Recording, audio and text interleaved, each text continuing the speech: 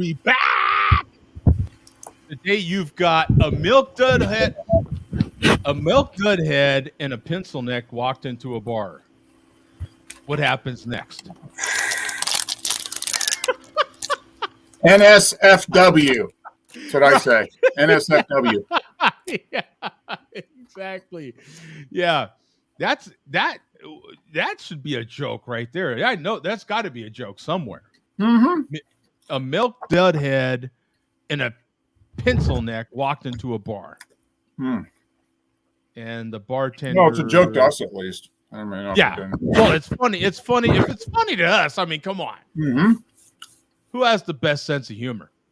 You know, I mean, I mean, come on. We know it's us. Yeah, we obviously know it's us. Give me a break. Okay. So on today's show, do you have a food pairing? I have a snack pairing for today's show, and I think this will be acceptable even by those malt liquor guys. I think even the malt liquor guys will like. Ooh. Yeah, malt liquor approved. I think it's an original since 1922. Anybody want to take a guess, kids? It's a beer. Oh, snack. Cracker Jacks. A snack. Cracker Made Jack. in Germany. 1922. An old candy. Here we go. From the bottom up. Worth it. Haribo. Bears. Huh. Okay. Yeah. I've never even heard of that, I don't think. Get out. No way. Haribo?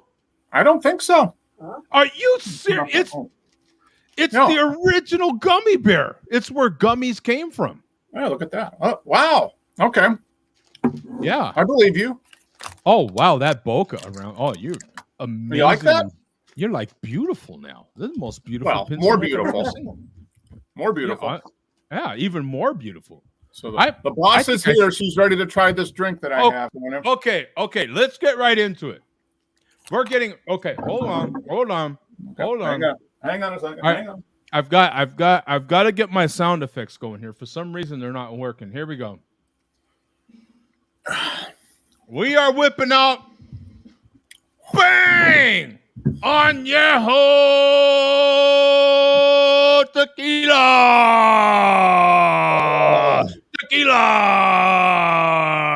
Tequila! Man. That's how they do it on the Spanish channel, right? Yeah. Right? Yep. Mine is unopened. A freshly purchased bottle at Costco. And mine at one time was fresh. Yeah. Well, it's down to the good stuff now. Yeah, mine at one time was a virgin bottle, but now we are witnessing what do they call it when they unvirginize your ass? What do they call that? There's a word for that. Deflower. Are you deflowering? Yes, it's deflowered. Yeah. Why is that a flower anyway? Why is that? And why would you know? What is so flowery about that? All right. So we got to get. You're going full screen. We're going full screen on you. I want to get first impressions of the smell. Give me the. Whoa. Hey, boss. You know what this smells like? Yep. You know the margaritas at the Rio in Fort Collins 25 years ago. Yeah. This smells like that. Yeah. It's all right. I'm gonna. Okay. What notes are you getting on the nose? What are you getting on the nose? What? I'm gonna a little bit here. I'm a little bit for the boss. I'm gonna pour a little bit. I'm gonna be a little more vigorous with my pour. Okay. So I'm getting. Wow. Lots of caramel. Yeah. And it's almost, the aroma is almost like a margarita. I can get the salt and the lime. I mean, it's, what do you think, boss? Does it smell like a pre-made margarita? It does. It smells like a pre-made margarita. Go for it, man. Whenever you're ready to sample that bad boy. All right. Let me give you the drum Cheers.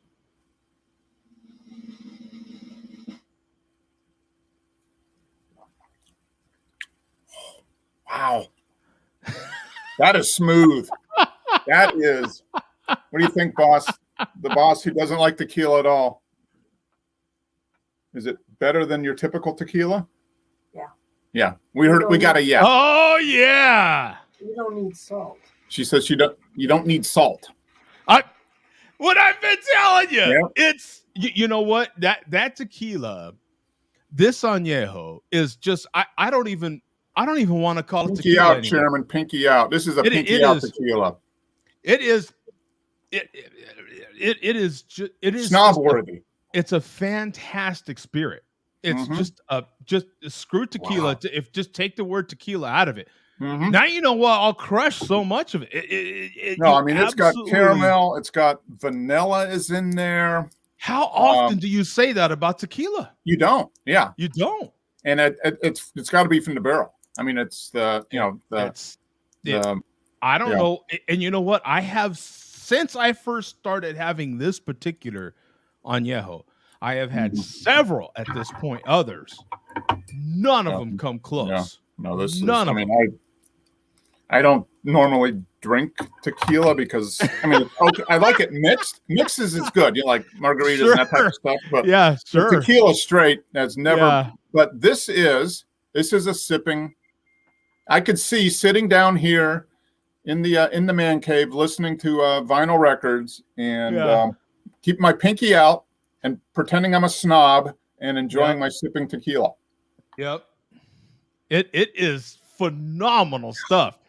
It is smooth too. I mean, you can taste the alcohol, but there is no burn, no burn at all. I mean, it just.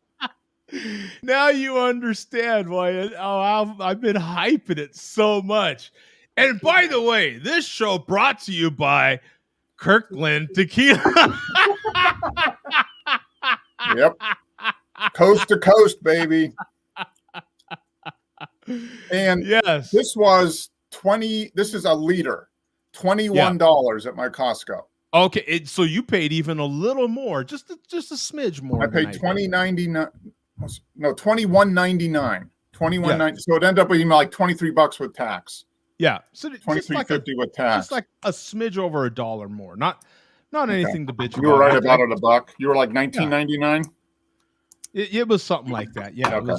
Mine was $20.99 or $21.99. But yeah, it's absolutely nothing that would slow me down from buying it. So no, I mean it's definitely worth. I mean, I was like, even if I hate it, $21, and I knew I wouldn't hate it. It would just be whether I would want to mix it or drink it straight. You know, that's And this is, definitely just put some in your glass. You know, no ice necessarily. Just sit back.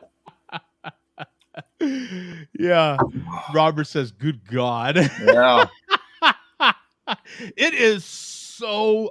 You know what? I'm telling people, it for me. Okay, the only other problem that I have saying this is the best spirit. Take tequila out of it. Mm-hmm. It's the best spirit. The only reason I'm hesitant to say that is because to me, the best spirit is another one that's boss recommended, and that's the Kirkland rum. Yeah, the spiced rum. Yeah. Yes. Oh, that's definitely boss approved. This gets a boss like that, you know, partial one thumb up. It's not a thumbs down. I think like it's like partial, mostly one thumbs up, like a medium chub. Yeah, medium chub. But the spiced rum, that's full on double chub there. I mean, that's a good solid 2 thumbs up. That spiced rum. This Kirkland tequila, I'm telling you, is just it is. That's really, really good. And was it Ruben last week said he doesn't normally like tequila, but he bought it on your recommendation. Mm-hmm. And I'm getting the same. I think he was saying like the vanilla, the caramel. He was getting some lime. He was getting lime. I mean, I'm getting that citrusy. It's amazing, isn't it? Yeah. I mean, it really is. You get the lime on the nose, lime and a little bit of caramel, and then the taste is more of the caramel and the vanilla. I've gotten ruined. I'm kind of ruined now because of I don't want to have other tequila. And it's got good. I mean, it's not thin. It's got some decent body to it. I mean, the flavor. I mean, you literally do not know. Mm-hmm. That's awesome. We've already gotten told this show is a flop. That's fantastic. We're doing our job. We're doing our job. Yeah. No, this was batch number A17. This was. What's yours have on it? The bottle. You have a batch number at the bottom. A16. Mine's A17. So okay. Yeah. And you got yours about 6 months ago? Not even that long. 3 or 4 months ago. Yeah. 2 months. Maybe a couple months. Yeah. Like October. Yeah. I mean, and it's straight up, just 40 straight 80 proof, nothing too fancy on the, in the ABV. It says barrels using 100 American and French oak, aged at least 1 year in American and French oak barrels using 100% blue agave. Salud. Yeah. Good stuff, man. I'll still drink craft beer, but when I'm not drinking craft beer, this would be high on the list of something else to enjoy. It is fantastic. You know what? Coach mentioned reviews on it. I've literally never looked it up. No, I haven't either. I'm going to share the screen right now. Okay. And we'll take a look because I have not even bothered to look it up. It's not a bad idea to do so. I don't know why. I look up everything else. Yeah. Here's Tequila Maker, tequilamatchmaker.com. They I guess the panel gives it a 71 and the community gives it an 81. That's a big difference. Yeah, I wonder how that compares. Oh, flavors detected. Oh, this is pretty cool. This is orange. Okay. So aromas. Here's aromas: caramel, vanilla, oak, agave, cooked agave, pepper. Okay. Butter. I do sense a little butter, maybe. Yeah, you could do butterscotch. Butterscotch. Yeah, butterscotch. Yeah. Scotch, whiskey. And Ruben picked that out. He said butterscotch right away. Yeah. Orange, earth. Baking spice. I can see that. Cinnamon, like nutmeg, and the butterscotch is a 3. And then flavors. The flavors are caramel, vanilla. So the numbers is what's most prominent. Right. So caramel's the first on both, and vanilla. There's no denying that. Then the vanilla, then the cooked agave. Yeah. Oak. Yeah. I need more practice with cooked agave in order to pick. I don't have a sense of what cooked agave. Yeah, I'd have to try. I'd have to have different, line up different agaves and have somebody tell me what you should be looking for. I mean, right. Yeah. But what I do get the caramel, do get vanilla, absolutely oak, a little pepper. Are you getting pepper? A little? That'd be tough. Yeah. Butter. I can see butter because butter and of butterscotch. Yeah. Yeah. The whiskey, a little bit. Alcohol, sure. Yeah. Earth. Someone get Mark a damn sandwich. Hey, I am. Come on. This guy's gonna starve to death. Yeah. Pretty cool. You saw what I ate for dinner, polar bears. You would not say I'm gonna starve to death. So here is Adolfo Sosa, a tequila savant. He says he gives it a 75. Yes, it has additives and tastes artificial. However, for the money, it's not that bad. Okay. I guess that's a good review. Erica considers herself a tequila ninja. Some flavors of caramel and oak, but otherwise overpowered by artificial sweetness. Taste of texture seems very thin and watery, and the finish is short and sweet. That is short and sweet like cotton candy. Stay away. What the F? And then Seattle Juan says this is awful. What? Yeah. How about that guy? And then you've got Jay. He says, "Is there anything Kirkland doesn't do well? Loads of agave from start to finish." He gives it an 84. I agree. Yeah. I agree.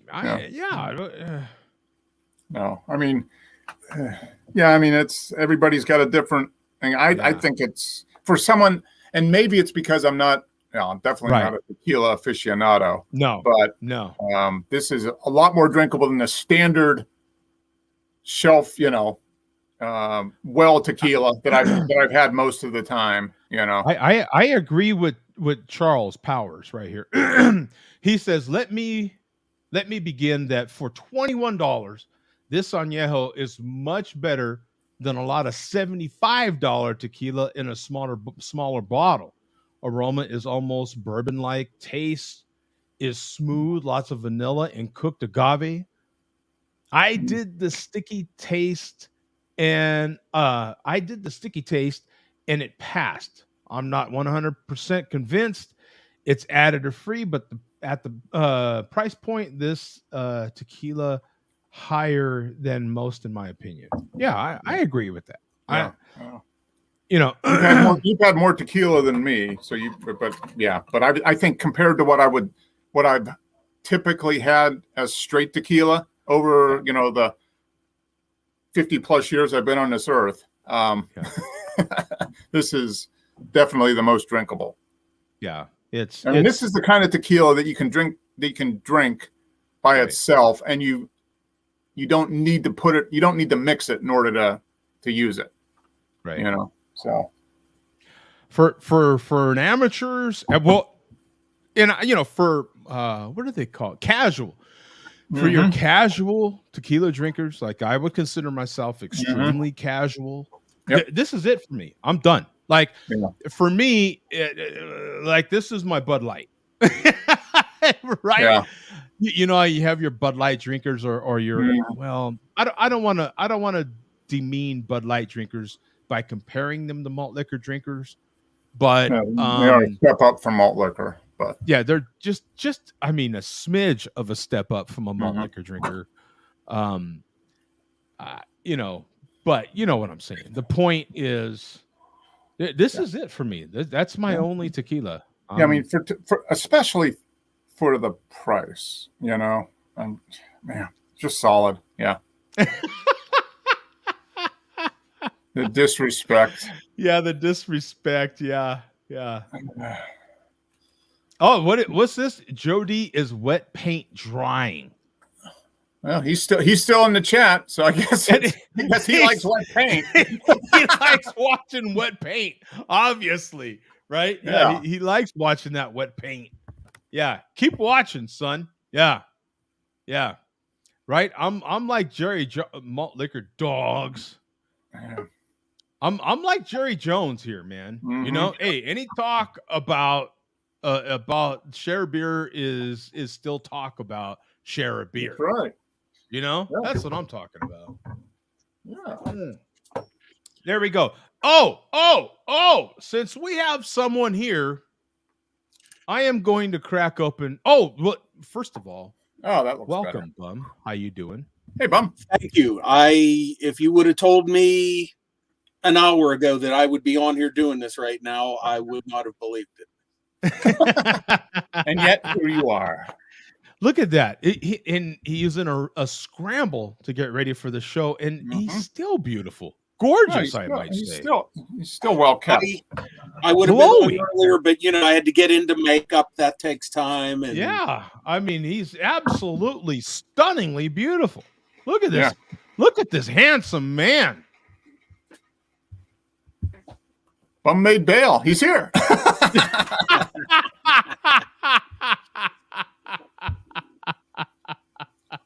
Well, good on you for making bail, man. Absolutely. So, did you get to hear the reviews for the sponsor of today's show, the unofficial sponsor of today's show? No, I did not. I'm just joining now, and like I said, I didn't see anything before. Oh, so we have someone who has not heard. You've not heard? I have not heard. Oh, well, the bird, the bird is the word. The bird is the word.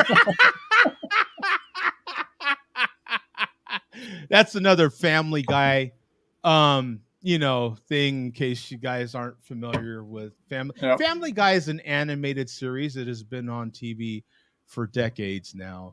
Just for those of you losers that are drinking malt liquor and that memory is gone.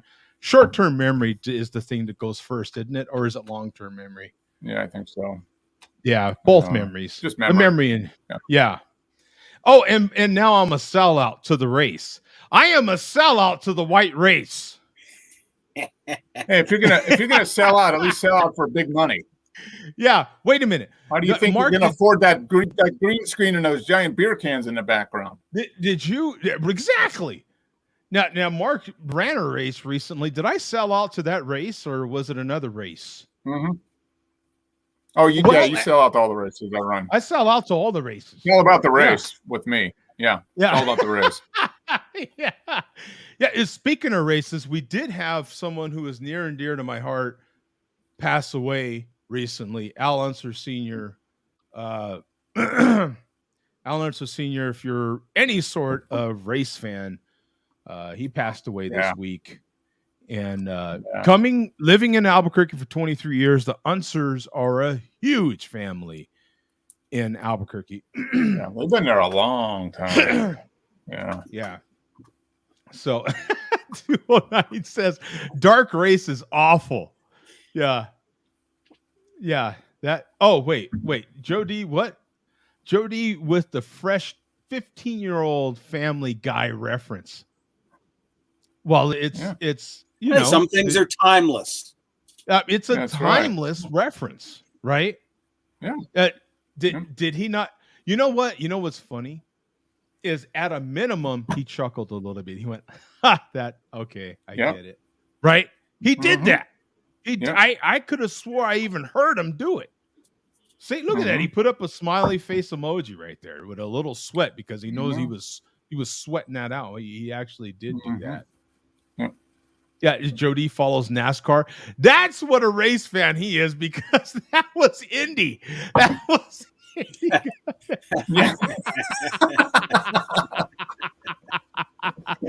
yeah, keep drinking that malt liquor. It's helping a lot. Hey, they have wheels and they go fast, I guess. It's all the same to them. Yeah, they have wheels and they have steering wheels. Oh man, look at this, is neat. Wow. So I'm gonna have a little bit more of this. I'm telling you, it's like Lay's potato chips, man. Yeah. Oh, so they're asking if Bum is high. Why would they ask that? Is Bum high tonight? I don't know. I don't have any idea. I don't know. Haven't had any beer. It's wait. You got to when there's a reference like that, Bum, and you're really stuck. You got to go. I still look high, right? That Friday reference. Friday, you remember? There's a movie, Ice Cube, when he's like, I still look high, right? There you go. Right. Yes, Bum took a puff off of my green. Wow. Okay, we'll keep that between you two. Right? Yeah. I don't know. Hey, not that there's anything That's what wrong they're with calling that. it these days. I don't know. Yeah. Which is another reference, right? Yeah. I must have missed something in Havana's last box that he sent. Maybe I didn't fully. Yeah. Well, when you're smoking that heavily, I mean, you know, it all just blends in. You know, I mean, you can't keep up with all that stuff. So, I got a beer I'm going to crack open that I acquired from somebody. Rusty Nail Brewing, Crunchbot, right here. Bang! Rusty Rail, yeah. Rusty Rail, Crunchbot. We've got that in the house. I'll share the screen on this one real quick. Got that one already pre-pulled up here. We've got Crunchbot Caramel Peanut Butter Imperial Brown Ale. basically 2,800 total. 16 in the last 30 days, classified as an Imperial brown ale. 8%, 15 IBUs, 4.01 bottle caps. Huge peanut. Still hanging in there at 4 bottle caps with that many check-ins. That's good. That's damn good. Huge peanut and caramel aroma, sweet layers of caramel and vanilla, slightly boozy notes with a nutty finish. Oh, yeah. Huh? It's always best to finish with the nuts. Oh, yeah. You got to give her a nutty finish. Oh, yeah. Right? So we're going to crack this one open right here. See what we get. Ah! Cans are always a little messy, aren't they? God almighty. They always give you that nutty finish. Here we go. We're going all in here, baby. Oh, yeah. Jody making race car. What was that? Race car? Car racing references. Sell out. Sell out. Hey, we've got like a handful of blacks in racing now. So there. Mm-hmm. Well, but there's plenty of us whites. I mean, it's right. Yeah. There's plenty of us whites. Yeah. I thought Mark was black and I'm white. There's plenty of you blacks, Mark, and plenty of you whites, Joe. That's right.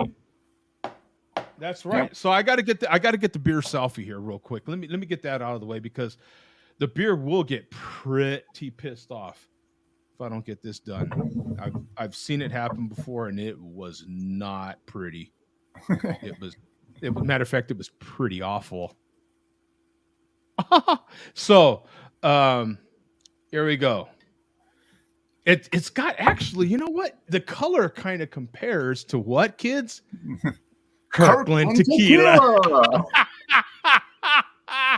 And before I give you my opinion on this phenomenal Imperial brown ale, what should they do, Mark?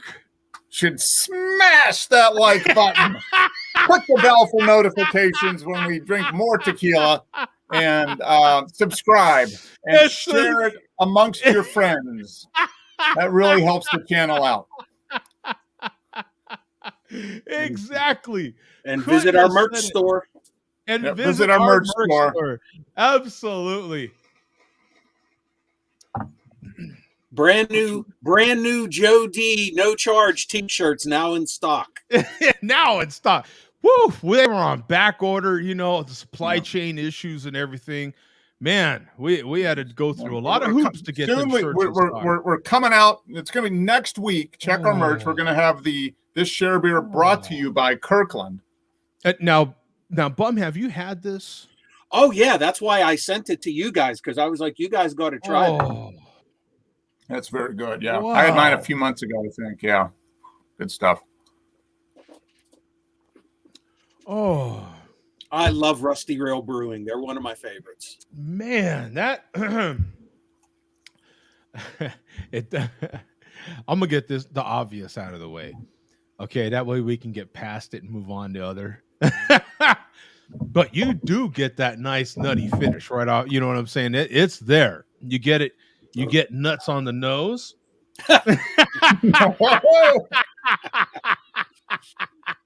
always the best way. Nuts on the nose. Right? Yeah. I'm gonna do it all, man. You know what I'm saying? You get nuts on the nose. You get nuts on the finish. Right? You get, and then that nutty goodness tickles the back of your throat. Yeah, I mean,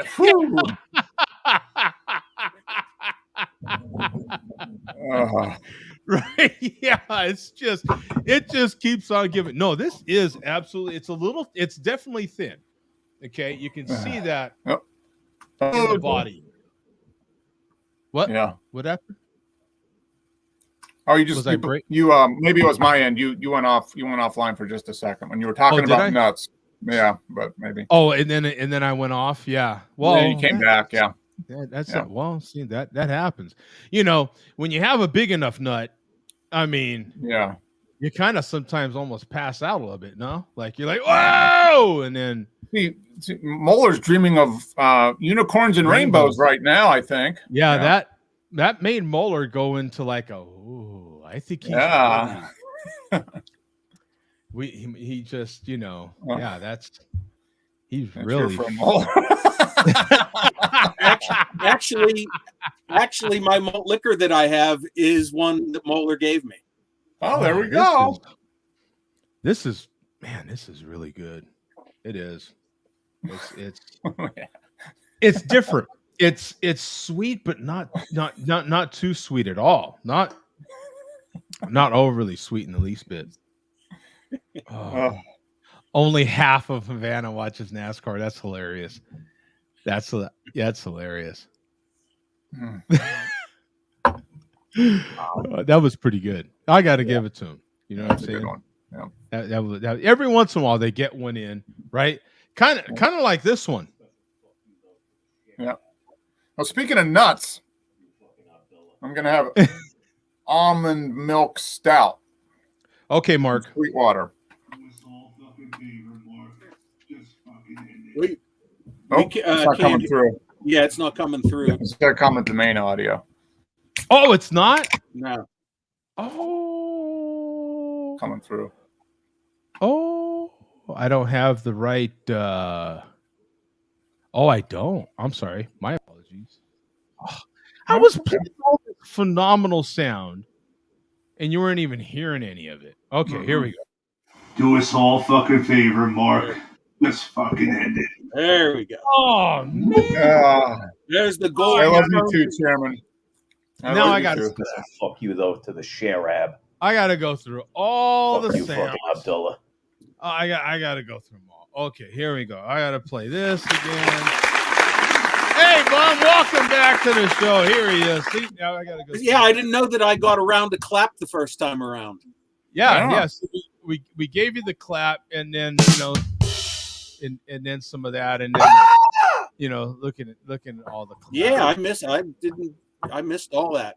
Man, I'm all okay. We'll start over again. Okay, bye. We'll see you back in 5 minutes on Share Beer 333, 633, or whatever that is. Never mind. Whatever. 632. Now I'm all disheveled. Well, it's just one big wreck here. Oh my God! You're acting like you've been drinking malt liquor all day, Joe. Come on. All of a sudden, now I can relate to him. Oh, yeah. Okay. By the way, Bum, every beer will be paired with. What do you got? Gummies? Get the hell out of here! You never heard of Haribo? No, see? Both Bum and I They're are like, what the hell is a Haribo? Gummy bears. 1922.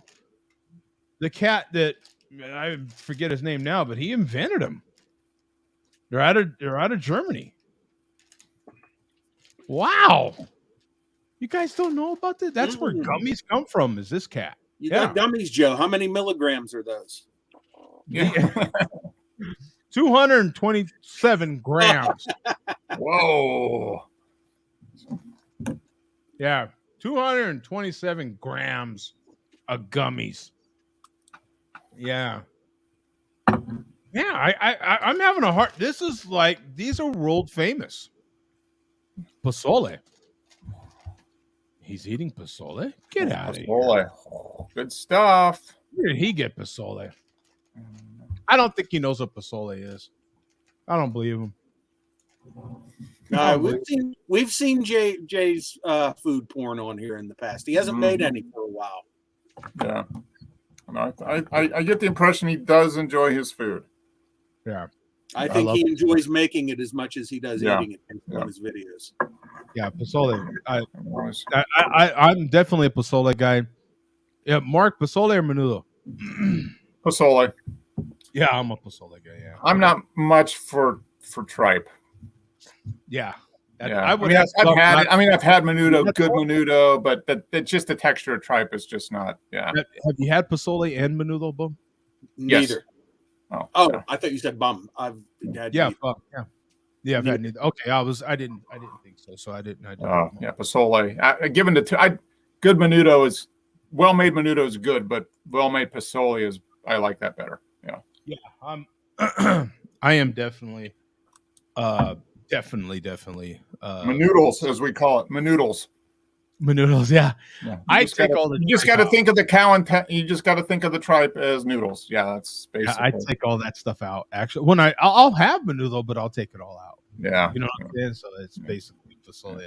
It doesn't add much flavor, really. I mean, once you cook it, it's already there. So yeah, take it out. And it's just chewy and.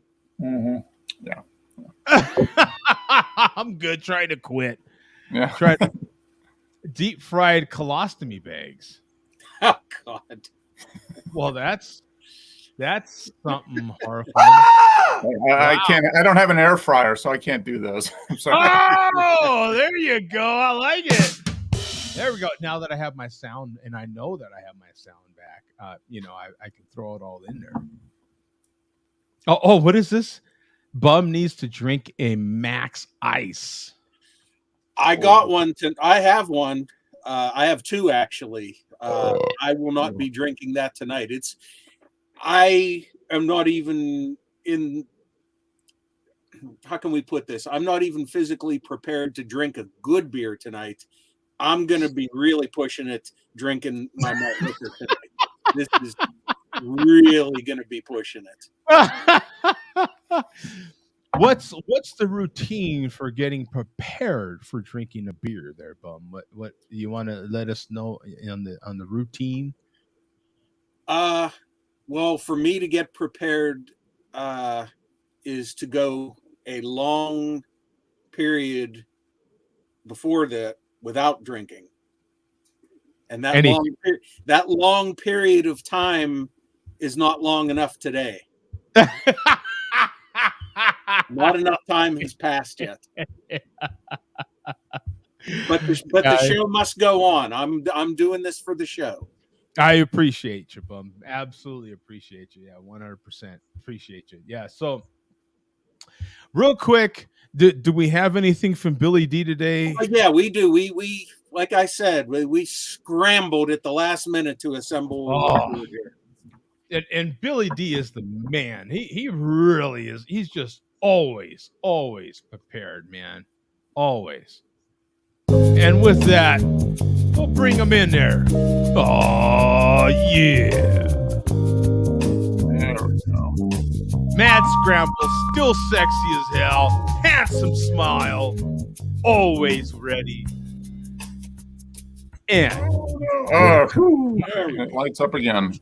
All right. Everything, man. Always prepared. All right. Welcome back there, Billy D. Thank you very much for appearing and being put on the spot. But look at him. I mean, he makeup, everything. Handsome as ever. Well, here we go. This is going to be a tough one to. Ooh, shit! I should have washed off the top of this can. Oh, good Lord! How dirty was it? Give it a spit shine there, Bob. Is he blowing his beer, Mark? Is he? This came from Mad Molar's basement. So. Oh boy! Is he? Did he have to blow? He had to blow his beer. Yeah, he had to blow his beer on camera and everything. Wow. Oh, now he's showing the tip. He's showing the cap. You ready for this? We got something different tonight. Oh boy, I'm scared. Scared now. Here we go. Let's see. Tatra malt liquor. Whoa! I never even heard malt that. liquor. Wow! Is that Indiana Jones on the front? Yeah. That's Indiana Joneski. That's Indiana Joneski. I'm seriously looking this one up. Tatra? Tatra. Wow. A foreign malt liquor. I'll be damned. It's in here too. International malt liquor. Untapped has everything, don't they? Mm-hmm. Now it doesn't say malt liquor on here though. It just says lager, pale ale. As a matter of fact, they show it in a bottle. Moeller found these at a liquor store in New Jersey when he was on his trip. Let me share the screen here real quick. I'll give you. M&D liquors. Go ahead and crack the can. I'll give you a clean. Well, if you go ahead and you take as long as you need to on Untapped there, because that will just serve to prepare me a little more for what I'm about to receive here. Okay. So 29,000 total, 192 in the last 30 days, 6% ABV. Now on here is classified as a lager, a pale lager, which would technically make it, I don't know what, Mark, a craft beer? Yeah, pretty much. Yeah. And it's imported. I mean, that's a couple of things that put it in the notch of craft beer. I don't know.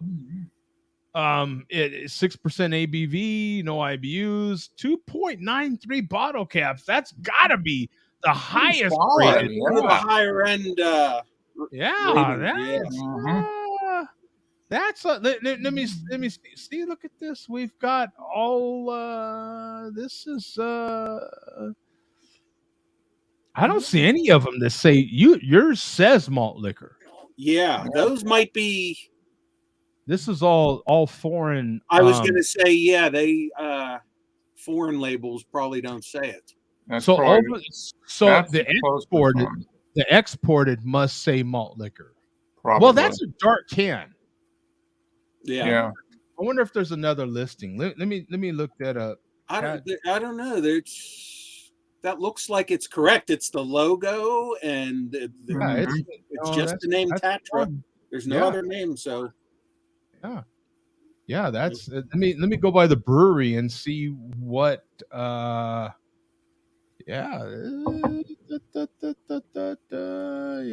don't see. Yeah, you got this moon here. Yeah, no, that's it. Yeah, Tatra. Yeah, that's it. Okay, so maybe the export label has malt liquor on it. Yeah. Yeah, the export just for some reason. Yeah. And we know that they definitely do that for some reason. We don't know why the reason, but they do. That's the way it is. What are you gonna do? All right. All right. Well, Bottoms up. Here we go, Bum. It's all you, baby. Okay, here we go.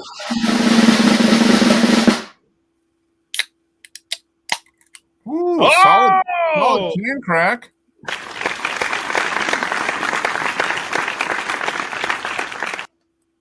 This is going to be one of the more difficult malt liquors I've ever had. Just, oh my God, even the thought of doing it's made with Polish corn syrup. Come on. Yeah. And potatoes. Yeah. Do us all a fucking favor, Mark. Just fucking end it. Yeah.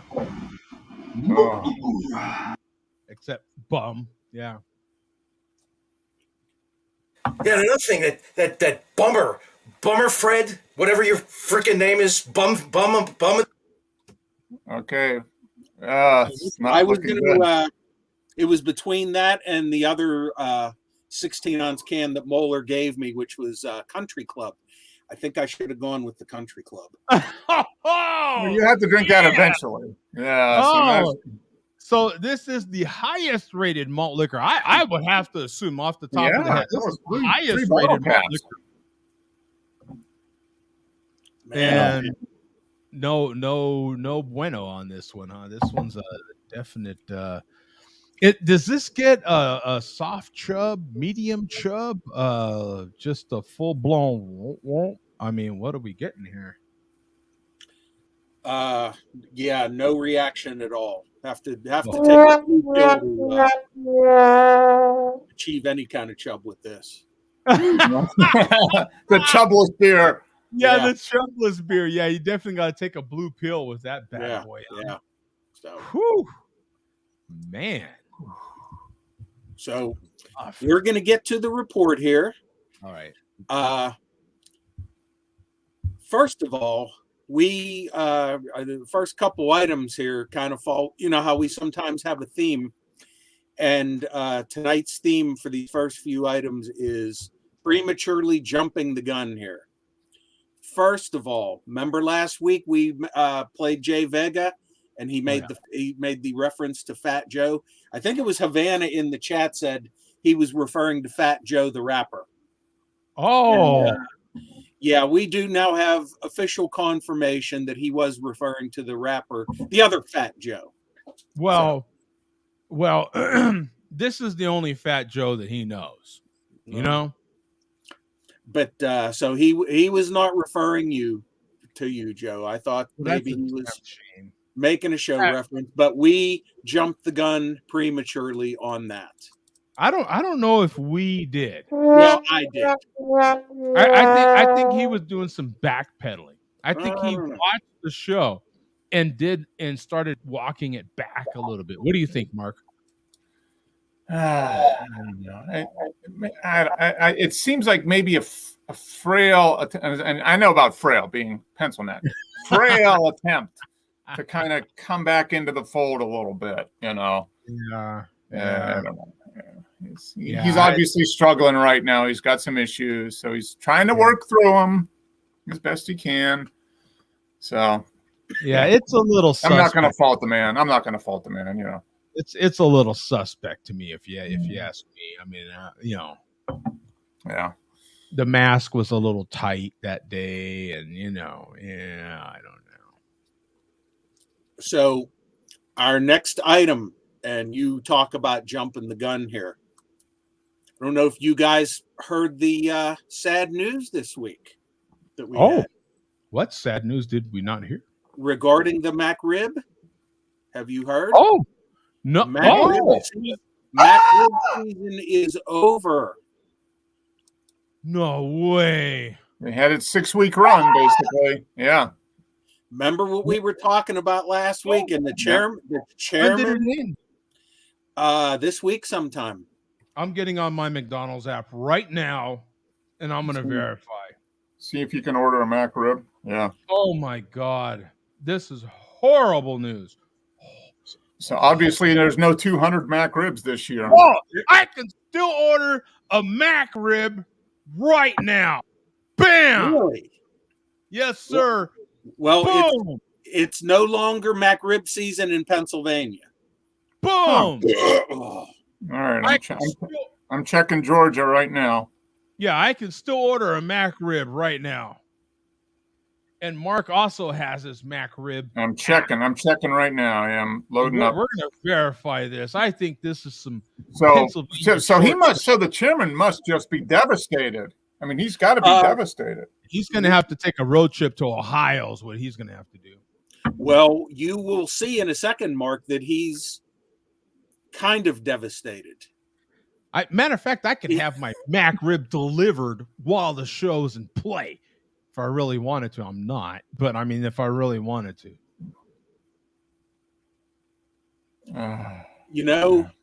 Last week, I swear to you, I considered saying out loud, I said, and we didn't know anything regarding this last week, obviously. When the chairman said he was going for 200, I considered saying out loud that I predicted that something was going to happen to cause him to not even make 100, let alone 200. I didn't know what it was. The most likely possibility would have been McRib season coming to an end, or I thought maybe something else might happen. And I thought, I swear to God, I was going to say, but I was like, no, I'll never hear the end of it if I end up being wrong about that. I should have said it out loud. Something told me he was not going to make even 100. Yeah, well, the McRib in Pennsylvania season came to an end. And that could be just Western Pennsylvania. It might not even be east. He's out more east. So I don't know. I haven't checked to see if it's still available. All right. Well, they're here in Georgia. This is currently unavailable. McRib currently unavailable.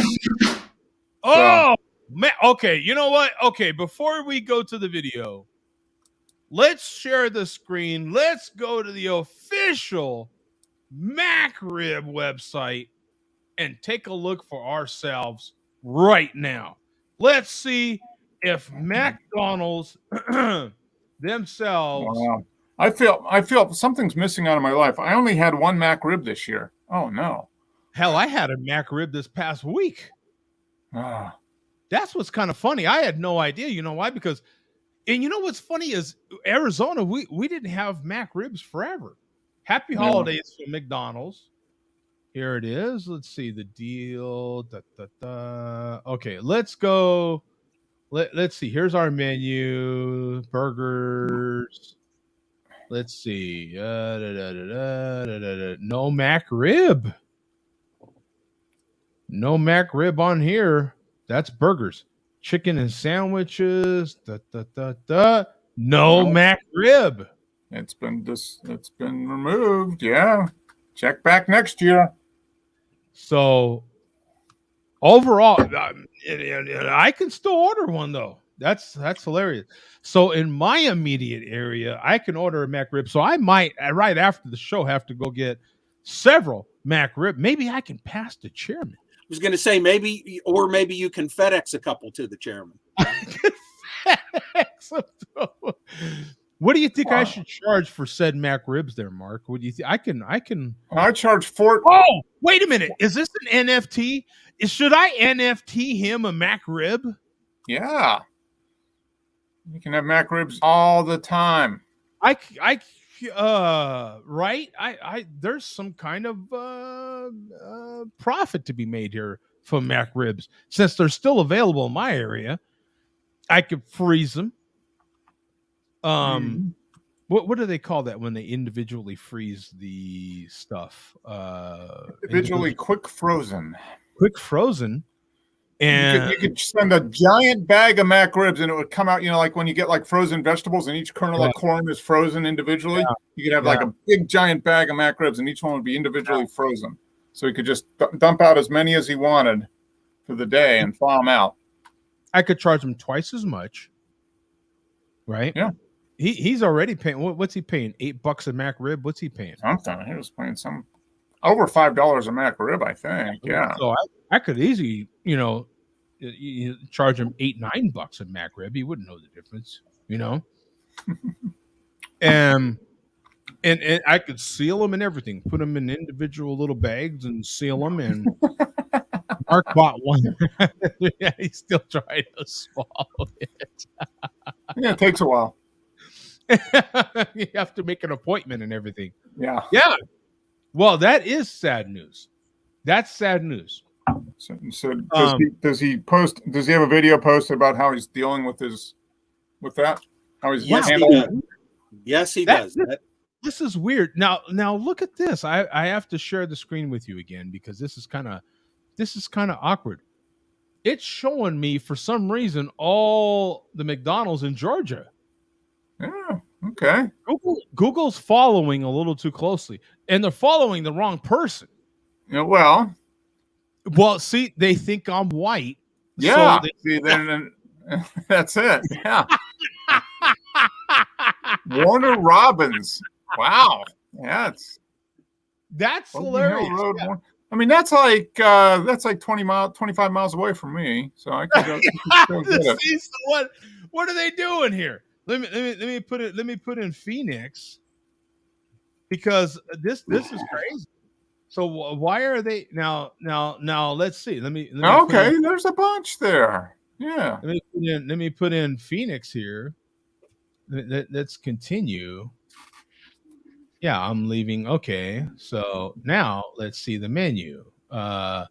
Sandwiches and stuff, and no Mac rib. Yeah. I just How about featured favorites? Go to the back. It took me back to Georgia. Just when you think you're out, they pull you back in. Mm-hmm. What's up with this? Why won't it go? Let me go to the great state of Arizona. What's going on here? What's trying to? We're unable to find any restaurants in Arizona. You guys are entering the vortex or something. Arizona's getting sucked into a black hole. A black hole. A black hole. Imagine that for Arizona. A black hole that wants to be white. I guess that's the problem. Exactly. Okay, McDowell. That's a pretty ghetto ass McDonald's right there. So let's see. Set as my preferred location. All right, there we go. Now, can I see the menu for here? I want to order. All right. Uber Eats. Screw it. Continue. Here we go. McDowell. There we go. Let's see. Just show me the sandwiches. I don't see them. Yeah. Most popular. Yeah. Most popular. Okay, combo meals, most popular fried sides. Where are we at here? More beverages. No. What's going on here? Yeah. I don't see it. Yeah, I think it's gone. Yep. Oh boy. Yep. Oh boy. All right. Well, let's see the how the chairman's dealing with this. Yeah, we need to see how the chairman is dealing with this, because this is I'm perfectly fine with it. It doesn't really affect my life at all, so I'm good. It's I'm still working on that one I bought 3 weeks ago.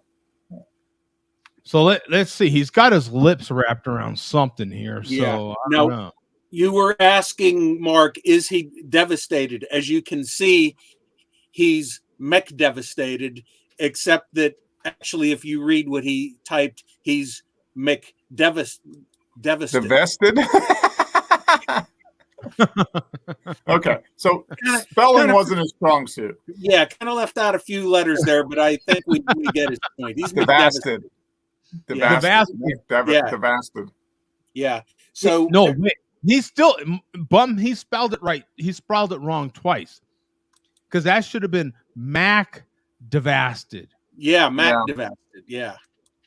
Instead it's Mick Devasted. He screwed up all the way around. So he did end up saving one for Christmas and for New Year's. Let's hope he decides to put those in the freezer. And I believe, if I am not mistaken, unless there was a couple stragglers that he had today that I didn't know about, I believe his final count was 95. At least as of yesterday, that was the case. So he announces it early in the video, but we can go towards the end here. Go to 1635. Oh, and he gets very philosophical. Oh, for the chairman, right? Yeah. I mean, 1645. 35. Oh, 35. Oh, okay. So he's drowning his sorrows in goldfish. Yeah. Oh, he's got his mouth open. What's he going to put in there? Look at that. Well, Ronald's nearby sitting on the mantelpiece there. Yeah, and Ronald's smiling awful big. Yeah. And look at the Duke, man. The Duke he's kind of looking sad, man. He's like, oh, man, is he going to do that again? This is so embarrassing. So embarrassing.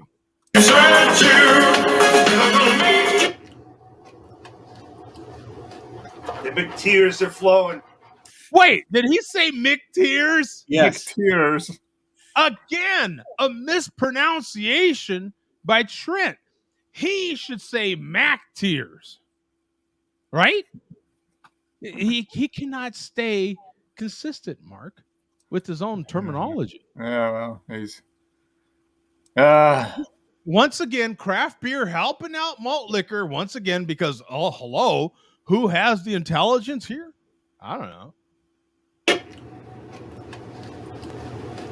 The big tears are flowing. But that's what happens when you're in the Matrix. The Matrix. Highs and lows of life. You gotta have the bad times so you can enjoy the good times. Oh, did he get that right? Life is all about patiently sitting in a chair, waiting for McRib season, and then it arrives. Oh, I thought it was waiting until they flip the switch and fry you. Is that you're sitting there waiting in the chair? That's the other kind of chair. Because he paused for a while. Did you notice that? Watch. Let's go. Let's roll back the tape. Bad times, so you can enjoy the good times. See? Gotta have the life. You gotta have the bad times, so you can enjoy the good times. Oh, he's stumbling all over the place.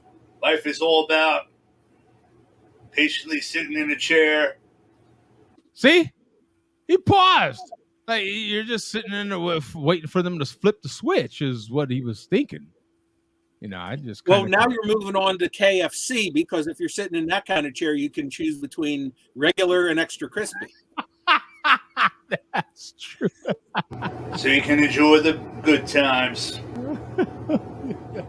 Life is all about patiently sitting in a chair, waiting for McRib season, and then it arrives. Enjoy your McRibs. And then the season's over. Then you sit in a chair and wait for the next McRib season. He's Well, we know one thing's for sure. He's not going to run a marathon anytime soon, sitting in a chair for a whole year. right. I mean, that's some pretty deep philosophy there. Yeah. I mean, life's all about sitting in a chair, waiting for McRib season. There's nothing in the bottle. Got to finish that swill. No Whitney foam.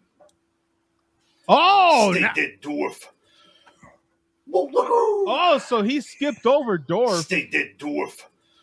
He calls it Whitney foam now. Yeah, it's Whitney foam sometimes now. Whitney foam. Yeah, Whitney foam. Wits has foamed up the malt recently a few times. Oh, boy. So, okay, I've got it now. Life is all about sitting in a chair waiting for McRib season. Now, Mark, what's the big standout from this video? I've got one, obviously, or I wouldn't bring it up. What's your big takeaway from this video? I think I need to get myself a good chair, because if life's all about sitting in a chair waiting for McRib season, I better get myself a comfortable chair. Yeah, that's a much better takeaway than I had.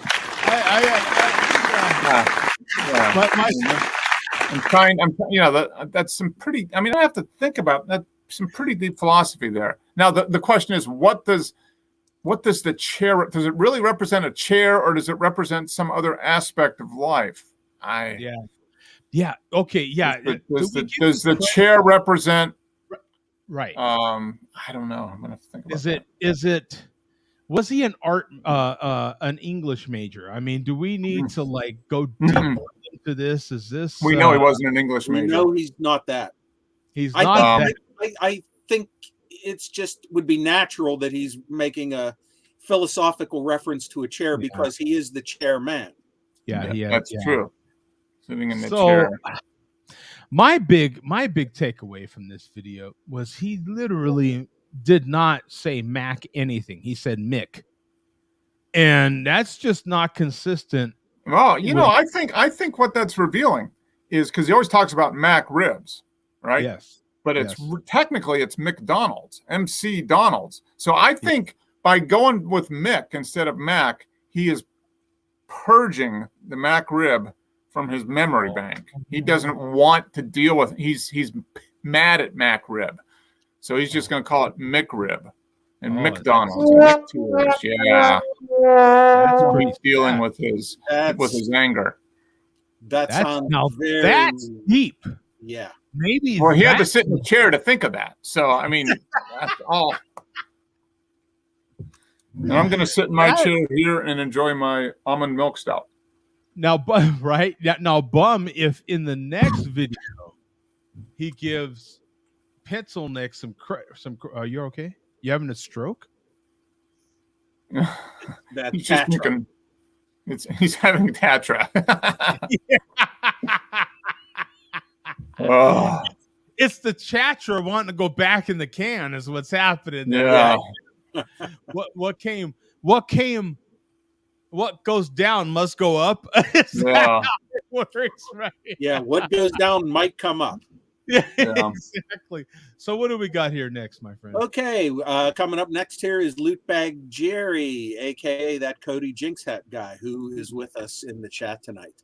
So this is the video is basically him discussing strengths and weaknesses of various people on YouTube, MLDC members, YTDC members. So all about strengths and weaknesses. So go to 7 minutes, 20 seconds. Okay, I'll play Corpy Jenks or Jonks. So 11 what? 720. 720. Yeah.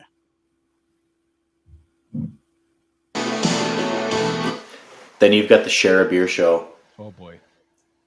with their main weakness being the fact that they're all just craft beer cunts. But then they appeal to our strength with Bum and the Malt Liquor Report, propping the show up for that brief 15 minutes, of the wading through the shit. And or is that the part where we brought it up and then bring it down during the Malt Liquor Report and then bring it back up again at the end? Is that what we do, Mark? Because look at the bear. The bear's like, I don't know about this, man. You know, the bear's like, I don't know. He's severely undecided at this point. The bear's just like, I don't know, man. I mean, I'm pretty low myself. I mean, I'm ready to clean the gun and get it over with. I gotta watch this guy drinking malt liquor every day. I don't know, man. Ready to end it. Let me back it up a little bit. Weakness being the fact that they're all just craft beer cunts. But then they appeal to our strength with Bum. And by the way, why do you think he's showing us so much of his hand? Like, what's he doing with that hand, Mark? And the way he keeps, and he's really, why is he showing us his hand? The question is, what's he doing with his other hand? We can see what he's doing with that. Yeah.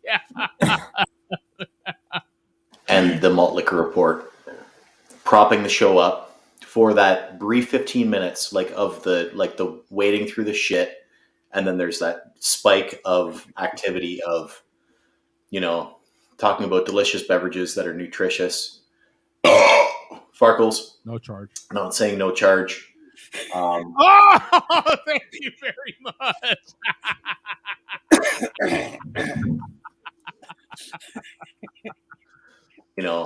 Talking about delicious beverages that are nutritious. Farkles. Not saying no charge. But in not saying no charge, he said no charge. Right? Yeah. So that, okay, that's good. Farkles. Not saying no charge. And then it goes back to I don't even know what happens at the end of the show after the Malt Liquor Report. I've never watched it. But shout out to Bum. Fuck everybody else on that show. I think he probably should just make the whole show about malt liquor. Malt liquor! Mark, I think he is a closet fan of ours. I think he follows us on all social platforms. You know why? What do we have in common with one thing that's in this scene of this video right here? We all have chopping boards like that we use for our devices, don't we? Mm-hmm. And I think he subscribes to us and follows us on all social platforms because I have what is now an even half dozen of these chopping boards. And I think he watched us and followed us and go, you know what? I think so. Yeah. He'll never admit it, but that's a good point. They have a good point. I could get one of those too. Yeah. And I think the bear might be a little bummed because he knew that I was pairing everything with gummy bears. Really.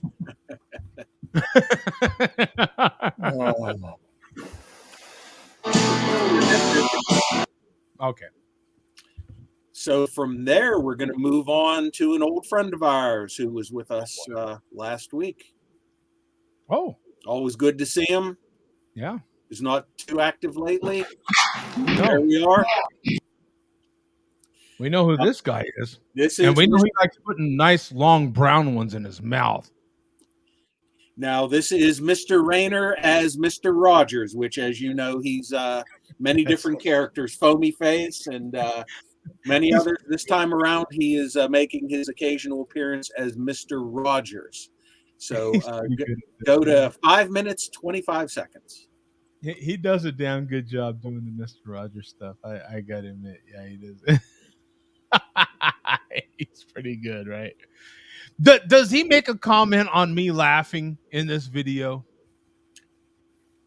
Well, you just you watch Joe. You'll find out. Well, you boys Actually, and girls I don't think he does. oblivious to it. Huh? Actually, I don't think he does. Problems and just the world shit in general. But well, you boys and girls just go on oblivious to it, watching your stupid TV shows and stuff, because you don't have any problems, right? Anyway, your parents, if they would allow you to join me, you can get a little bit of malt liquor out of the fridge, and if they don't have malt liquor, I've said this in the past, then they're probably scumbag craft beer cunts, kind of like that Joe D bag headed. Whatever he is, he kind of scares me. His head is very dark and black and like shadowy looking and kind of greasy looking too. And then there's this he's got these people on his show, neighbor. They're like some kind of share of beer. They can go share this, all right? That Mark, that scrawny, that pencil neck, and then the bummet head that does these malt liquor reports. Anyways, they're all fucking nerds, neighbor. They're all nerds. Don't grow up to be like them, or Mr. Rogers will kick in your front door. Okay? You don't want to do you little bastards. All right. Let's drink this now. And if your mom and dad they don't let you drink it, just drop out of school or something. Do something. Light the house on fire. That'll get them back good. Yeah, just burn down the house. All right, neighbor. That said, let's dig into this before it gets any later. King Cobra. Now it's in a Milk Dud Head's colored bottle. It looks just like his head, actually. If you kind of look, I'm Milk Dud Head. Look. Right before he puts it in his mouth. Let's like get that the crack reference. on camera. Yeah, look at that, neighbor. Huh? Look at that smoke too, huh? Oh, nice All right, reference to the smoke. You sound like a craft beer cunt. That's the last time I pick up the word for today. Let's see if I can keep it frank. This is the last time. Anyways, that's all right, the only neighbor. thing written on there. Let's drink a Word of the day. Because Mr. Rogers isn't a ventriloquist. But let's play some of this here if I can find it, because it's live TV, neighbor. And it's already going off the rails. Let's see. That's your mind, neighbor. You're blind as a bat. That's it. Here we go. Need to down that bottle really quick. Yeah. Oh, yeah. Well, because after he referenced me with the bottle, he shoves it right down his throat. And I like that part. Matter of fact, I'll give him a round of applause for that. I like that all day. It's only gay if you look down. You know what I'm saying? Mm-hmm. So we are going to finish off here. We got a few other small things, but they can wait till next week. We're going to finish off with Wits Blitzed here. She heard about the end of McRib season, and she was able to run out and buy one last one here. Now, Joe, I'm going to warn you in advance. There's going to be, you can play the entire video. There's going to be a part in this video where your gut reaction is going to say, oh, God, we can't play this. It's fine to play. Just keep on playing it. And you'll see what I mean when it's okay to play. As soon as I had heard that McRib seasons had ended, I drove down to my nearest McDonald's because I'm like, I have to have one more McRib before the season ends because it's just so delicious. I have to say, all of these malt liquor guys are not hanging true. We're hanging true more to the McRib and McDonald's than they are. And it's their damn saying, and they're Mr. and Mrs. Oh, that's the chairman. That's just the chairman. Yeah. And he's not consistent, but I drove down to my nearest McDonald's because I'm like, I have to have one more McRib before the season ends because it's just so delicious, I don't want to wait till next year. So let's enjoy a delicious McRib together. As you can see, I got a delicious malt liquor beverage to enjoy with this delicious McRib. Is that bird poo? What the hell's happening right here? The table's been outside. I mean, what? Let me eat next to this bird shit right here on the table. This is awesome. Yeah, let me Yeah, let me. As you can see, I got. I mean, she had the whole table. She could have picked any spot. But not only does she pick the one next to the bird poo, she picked the one next to the hole. What do you think happens in there? Isn't that like? And Joe, It's you're just a making whole this. nother- You're just assuming that that's bird poop. Well, it is next to the milking hole in the table, in the middle of the table. You know what videos those are. Just saying. Delicious malt liquor beverage to enjoy with this delicious Oh boy. McRib. Oh boy. I really hope they sauced it up really freaking Oh, good. someone sauced up your table, sweetheart. Check it out. Distill. Hey, wait a minute. I don't know that they have pickles on my box. Yeah. Do they have pickles on all the box? I don't remember. Yeah. I don't think I get pickles on my box. I feel like that is unique. Where's she at? Bum, do you know? She's in Maryland. Maryland? Yeah. I feel like that is actually unique. I think that might be, if you're a collector of There's McDonald's, probably somebody that collects McDonald's boxes. I'm sure. well, of it. honestly, I am sure. We happen to all know someone that collects a lot of stuff, and that is a collectible item if some have pickles and some don't. Yeah. Just saying. Oh yeah, that makes it collectible. Not by me, but for somebody. Oh yeah. Mm. Whoa. Whoa! That's what they call a McRib. What? Oh, they're running. Oh, they ran out of buns, so they doubled up. So they are getting towards the end of the season. Yeah. So they had the patties, but they didn't have The buns. Yeah. Okay, so this makes sense. Okay. Sauced up. I didn't get the bun correctly. I wasn't expecting that. They got how many pickles they got on this bitch? Yeah. 1, 2, 3. Well, and according to the I know I keep stopping this video and it's pissing them off. But according to Trent, this is the way she got it, right? So that's the way you eat it, right? According to the unofficial official. Yeah, you eat it. You eat it the way the Patriot gives it to you. So no, this they're not mad that you're interrupting this video, Joe, because several violations occur in this video here. 4, 5, 6, 7 pickles. 7 pickles. Man, I can't wait to throw this back. Whoa. Just kidding. Motherfuck yo McRib. Oh! Disgusting. Right in malt liquor hell. Oh, and malt liquor. Oh yeah. Or is she taking a pee? Is she taking a wee? No. Did she unbuckle and unzip and fold it back and let it have at it? I mean, what's going on here? I think that's the. Get it. Oh. I'm glad McRib season is over. Awesome. Should have been over. Should have never been. Oh!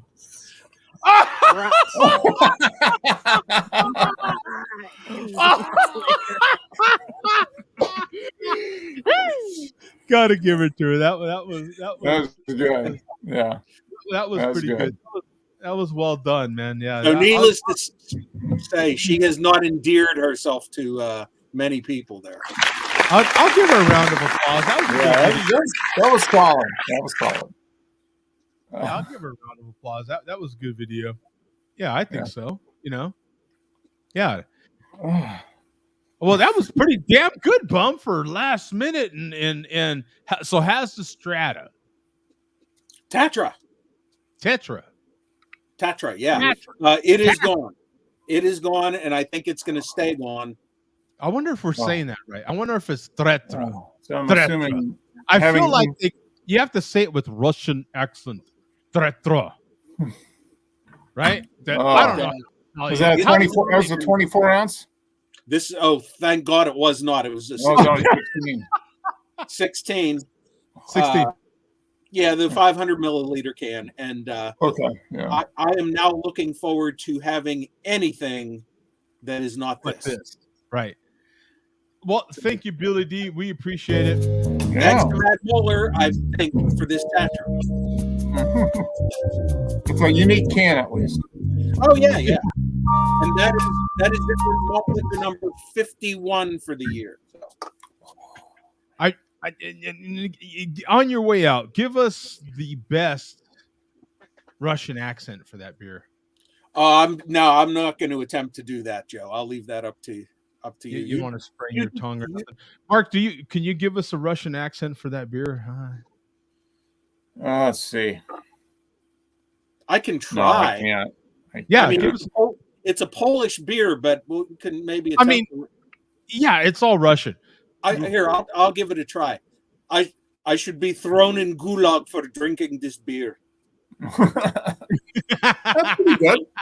Yeah. See, that's actually probably pretty close because our friend that used to jump on from Poland, I have no idea what his name is now, but he did. He would jump in from Poland. You remember him, Mark? He would jump in and he would reference all these, and he jumped in because apparently I reviewed a Polish beer back in the day, and he saw it, and so he would jump in. I mean, very sporadically, but I mean. Yeah, he might have altogether jumped in a handful of times, but I still remember the guy because I loved his accent. It was spot on. I was like, "Oh, this is great." You know what I'm saying? Yeah, it was wonderful. I love imitating Russian accents because they're so intimidating in movies, right? You're like, I'm all in on Russian like gangster movies, right? You're like, oh yeah, they're terrifying. Like you see them in movies, and you're like, oh yeah.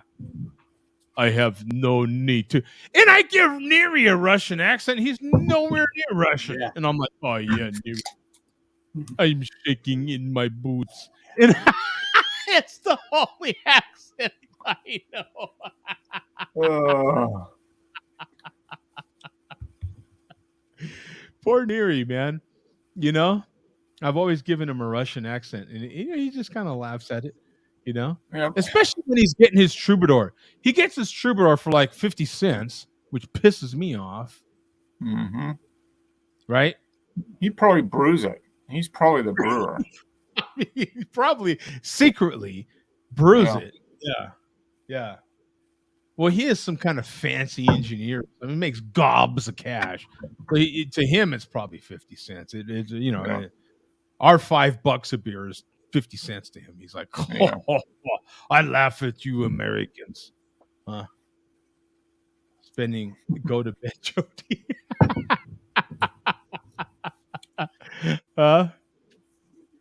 Now, if Coach was here, wouldn't he be saying like, yeah, but that's not what your mama said, or that's what your mom said, or your sister said? We're missing that this week. That's what your mom told me. That's what your mom told me last week. Let's go to bed. Oh, wait a minute. And there was a Coach reference in here. I didn't catch it. Boo bum. Oh. That was Coach, not Russian. Yeah. I didn't even see that till right now. That's yeah. I hope DC has a miserable Christmas. So, in the show title, there is Don't Touch Me. Anybody want to take a guess at what that references to?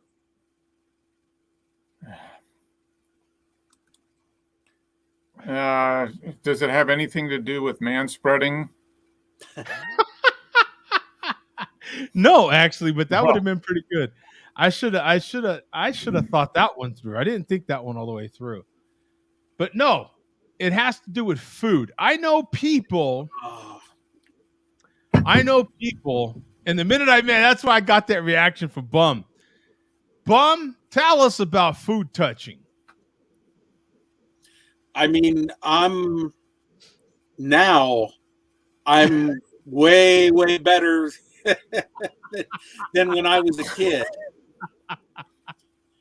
But there are still certain things, and it's funny, we were just showing the McRib with those pickles on it. Yeah, to this day, any sandwich that's given to me with a pickle on it when I asked for no pickle, if that pickle has touched that bread, forget it. The sandwich is ruined. Removing the pickle is not an option. It's too late at that point. Even if the pickle's on the side and it touches anything. It's like Oh, whatever really? that pickle Even on touches. the side? Yeah, yeah. Now, Because the juice is under. Yeah. I see. And Mark, what about you? If food touching is now how? Okay, first of all, how do you feel about touching in general? If a stranger touches you, is that offensive, or does it depend on the touch, where the touch Depends happens? on the touch. Yeah. Depends on the stranger too. Who the stranger is. Yeah. Could be a good How much thing or a money bad you thing. gave them. Yeah. So, and So, does it? so you're worried. So this is talking about people touching your food. No. Is that food what? touching. Just Food touching itself, like to get. So, if you were to order, Thanksgiving. Thanksgiving is an OCD person's nightmare. Yeah. If people that don't like food touching, Thanksgiving is a nightmare because you put all the stuff on the plate and it all touches, and they're like, ah! Oh, okay. Yeah. If I it's don't. like Thanksgiving, if it's food I like, it doesn't matter. I mean, that's no issue. Right, whatsoever. but man, mashed potatoes touching the peas, touching the turkey, touching Yeah. it's a nightmare. That doesn't bother me at all. Yeah, Yeah. me neither. So yeah, that's what I'm talking about. Because I have a particular person incredibly close to me that can't stand it, son. What's weird to me, if I serve this person food, doesn't mind it. It seems to be anybody else that does it. So like if they get food in a restaurant and the food is touching, do they send it back? Take it back. Really? Wow. Oh. It's a serious form of OCD. It is. Oh yeah. It's a form of OCD. Yeah, no, and I have people that are acquaintances. And recently I've run into these people. Onions. Onions is a big one. Pickles is another one. But onions is a big one. Onions on something, that's it, son. Done. Like just like Bum said. And onions are in a lot of foods. Right? Yeah. I used to be that way with onions when I was a kid.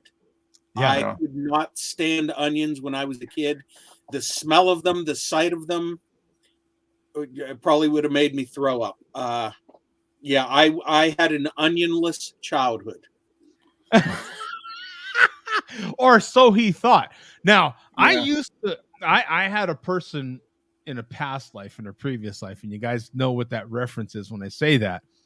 I had a person very, very, very, very, very close to me in those days that had an onion unfetish, if you will. And I would go out of my way to cleverly hide said onions because I was like, no, I'm cooking and that's the way it is, right? And would gobble it up. It was hilarious to me to watch this person gobble stuff up that had onions and was like, oh, not just gobble it up, but compliment it. Yeah. You know what I'm saying? And I'm like, yeah, you just didn't know there was onions in there. The secret ingredient is onions. Ah! Yeah.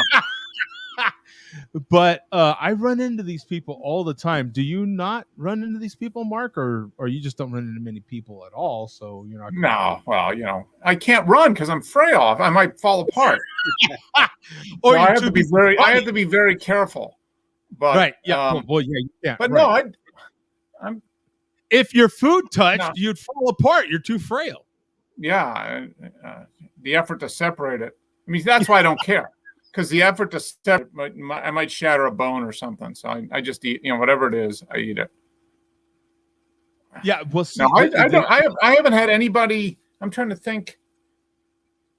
No, nobody that I have known that's been. See, and when you think about it, see, I've got someone extremely close to me that has this, and they have a condition which justifies it. But I know other people that are the same way, and Lord knows what their reason is, because they have no mental justification, if you will, other than they're idiots. Otherwise, but I can kind of get their point, because it's been explained to me, when the peas touch the mashed potatoes, there's no way to get all the potato off the peas. So they're like, that's it. the both are ruined. You can't eat either one. And I'm like, to me, that's hilarious because I'm like, you mash the peas and the potatoes in your mouth anyway. They're both mashed. What's the difference? Yeah. I mean, They it's see it that way. yeah.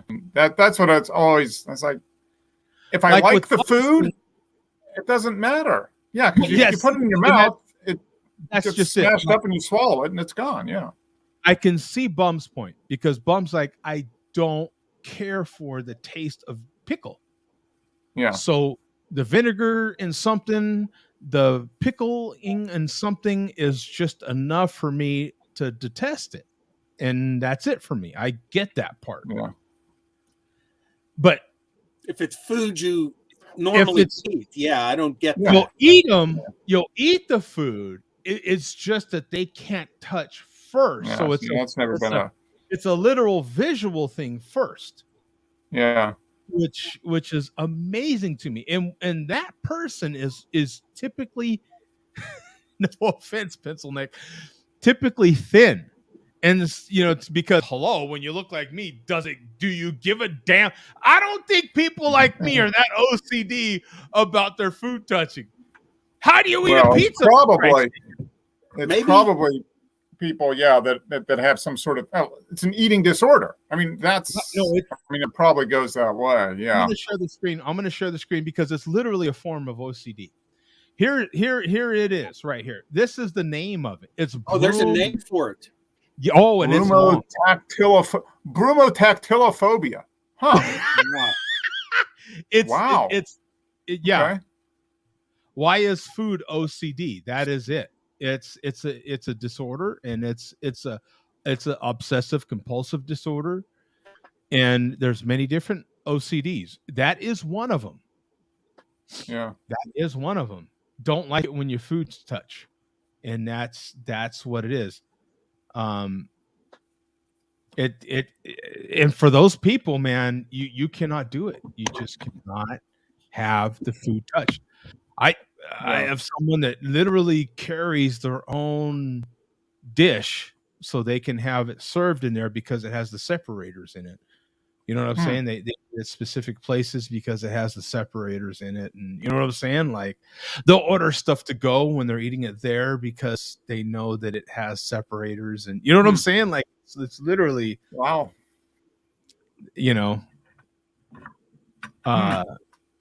The types of people that eat their fries first because they don't want them to go cold. Do you do that? Anybody here do that? They eat their fries first because they don't want them to get cold? Sometimes, but it's not a rule with me. It's not like I have to do it. Yeah. Yeah. What would be a food rule? Anybody here have a particular food rule that you could think of? No, but it's funny. Just recently I was watching All in the Family clip where Archie's scolding Meathead for eating all of his food, eating all of one thing and then moving on to the next thing, like eating all of his mashed potatoes, then eating all of his vegetables, and then eating all of his meat. And Archie instructs him that, no, you got to eat a little bit of this, then you got to eat a little bit of this, then you got to move on and eat a little bit of this and mix. He goes, mix it up. He goes, that's what's called a balanced meal. That's what it's called, huh? Yeah. Yeah. Balanced diet. Yeah. Slug says if I'm stoned, I usually eat my fries first. Now, I would like to know, Slug, when you're stoned, do you normally eat a Jack in the Box? Because Jack in the Box literally has a menu, particularly for people that are stoned. Yeah. They have that late night menu. Bum still watches comic strips. Is that It's funny, I always thought you read comic strips, but what do I know? Yep. You've been doing it wrong all these years, Bum. Yeah, see if you only knew. Right? I guess if you want to be technical, the one comic strip that you do just watch is Ferdinand. Is that still around? Ferdinand. Yeah. That's the one where nobody ever talks. Oh. It's all visual. Yeah, the food. How do you eat a taco if your food can't touch? Does that person will they ever eat a taco? They probably would. Well, They'd have to eat a deconstructed taco. They'd have to get the shell in one, and then the meat, and then the cheese. What's hilarious is the person I know loves pizza. Yeah. So if you're a person that doesn't like your food to touch, okay, so say you don't want your salad to touch your mashed potatoes. So in the salad, you've got lots of food touching that makes that salad. So you've got tomatoes and all that stuff that's touching to make the salad, and then you've got the ingredients for whatever else that's touching. So yeah, I mean, that's where it all falls apart to me. It's like okay, yeah. That part, that is a good point, and that is funny, right? Yeah. That is funny because it's like, so if you're going to take it to its logical extreme, then you wouldn't eat any prepared. You would I'm going to have a salad, so I'm going to eat all the carrots first, and I'm going to eat the lettuce first. And that's every person that I know that is like that is thin, because they will just go without eating. They're like, I would just as soon not eat than to eat that. It's touching that. Done. Yeah. See, I can't do that, son. I'm like, you know what? I really prefer my ribs with no sauce, but you sauced them, so that's just the way it happens. You know what I'm saying? I'm like, all right, it's all going down. Next time, please, could you put the sauce on the side? Because I'm gonna eat these. But next time. Hopefully you can get it right. If you don't, we'll still eat those. But we're going to work through this. Is what's going to happen. We're going to work through this problem. Well, it's funny that kind of on this topic, back when I was still able to, or thought I could eat cashews and found out I was allergic to them. But back when I was still eating a lot of cashews, and you have your options when you buy cashews of buying whole ones or halves and pieces. And obviously the whole ones are more expensive. And I've always thought to myself, what's the difference? I'll save money and buy the halves and pieces, because the second the whole ones get into your mouth, they're going to turn into pieces anyway. Right. Yeah. Same thing. Yeah. Yeah, it is. Yeah. Other than it's just weird how, looking at them, Yeah. It's just weird how the brain operates. Yeah, because people are like, don't want their food to touch, but each of the individual foods that they don't want to touch has a bunch of food touching already to make the individual food that they don't want to touch with the other food. Yeah. And what I envy is that ability to just be starving for something. You're really looking forward to something, and then it gets to your face, and you're like, I'm not eating. I can't eat that. Like I don't have that in me. If I'm ordering something and it gets to me and I'm like, dang, it's not quite what I wanted, but I can work with this because like I'm gonna work my way through it, and we're gonna talk about the next time. You know what I'm saying? I will. I mean, if they totally mess, if I order something and it comes totally different, they just met, I will send it back. Like if I order a steak medium rare and it comes well done or whatever. Yeah. Okay. That type of stuff. Or if I order it with like, say, a baked potato with the butter and the sour cream on the side, which then I like to add it on my own. Yeah. If it comes with it on, I'm not going to turn that down. But yeah, if it comes with different than what I ordered completely, like the meat is, well done instead of medium rare and that type of stuff, I'll send it back. But yeah, like a little bit extra sauce, or if I ordered the broth came with the green beans, I'd be like, yeah, that's okay.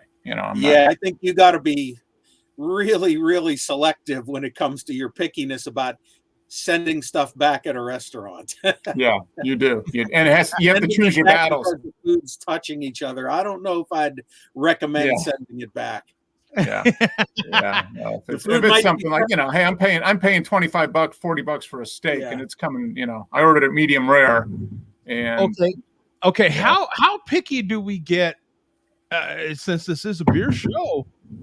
How picky do we get about beer? Okay, you're at a bar. You've already been there a couple hours. you're sloshing away beers, and you happen to be you're there a couple hours. Keep that in mind.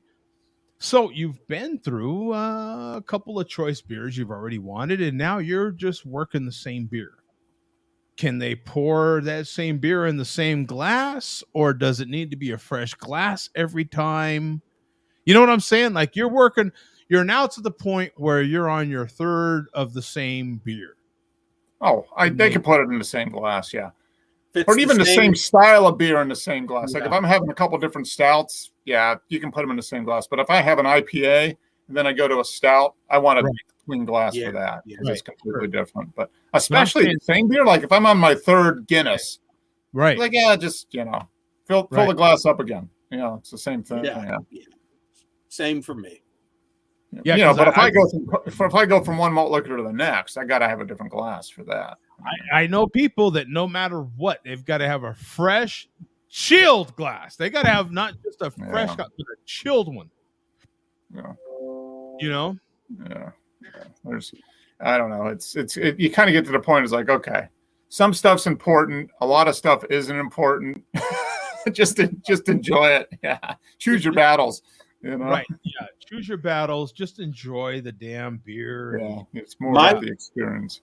The thing that has bothered me more than everything else at some local breweries recently is them pouring you a beer and it's got about an inch of head on it. And by the time they give it to you, that head dissipates and you're supposed to be paying for 16 ounces of beer and you're getting like 13 or 14. Yeah. Yeah. Where they don't let it sit. Yeah. And then fill and top it off. Yeah. I mean, you should get a little bit of head. Yeah. But if it's like, a little bit, but if it's a four, as Andrew says, if it's a 4-finger head, I'm not paying $6 for that, Yeah. Especially 4 of his fingers, for Christ's sake. That's that's like the whole beer. Yeah. So let me share the beer I'm about to pour. It's more the merrier. 63 total, 63 in the last 30.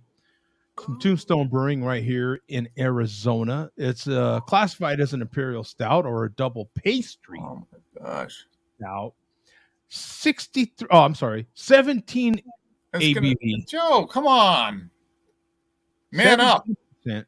Right, yeah, man up. Right. This is even in Colorado, they're going, damn, son, that's a beer. Yeah. So no IBUs rated and a 4.16 bottle cap rating. More This the merrier. extraordinarily strong and rich Russian Imperial Stout features all the s'more stuff. Okay, pay attention. We took the graham, the chocolate, and the mallow, and we put it all in a ready to scarf pastry stout. It's a dessert beer, so indulgent. It'll have to say you're killing me, Smalls, before you know it. So here's some pictures of the beer before I pour it here, and that way you can get a good. Oh, this is a good one right here. Yeah. That's a good look at the label. Yeah, That's a fantastic look at the beer. Great photo, Did Joe F. Pat have this when he was on the show a few weeks ago? I can't remember. I don't know. No, let me see. I don't show. Because he normally checks into most of them, but yeah, that just looks 17%. Yeah, 17%. That's an Imperial.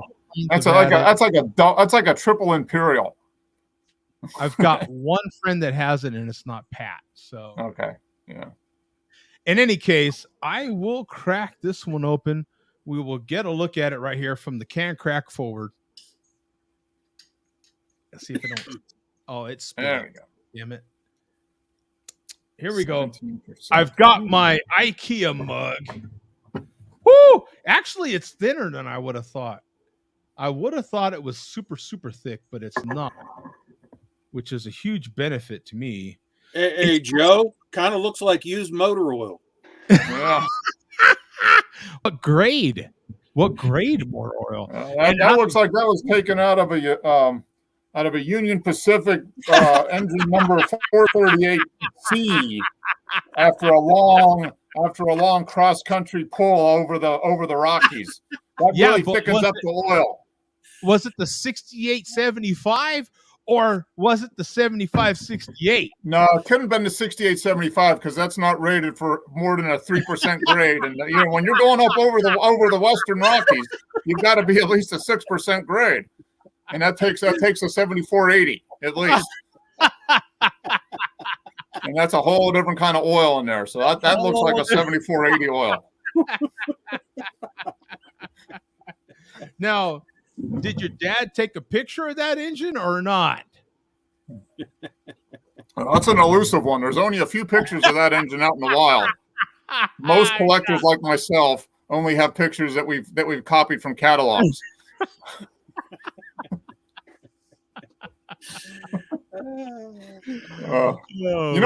That's the tequila talking right there.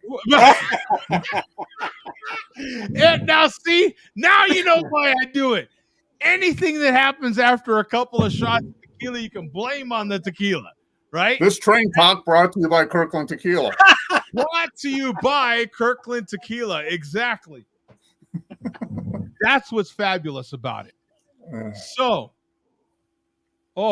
dude, this beer, chocolate, just tons and tons of like real sweet. It's got that. It does have that toasted marshmallow type smell to it.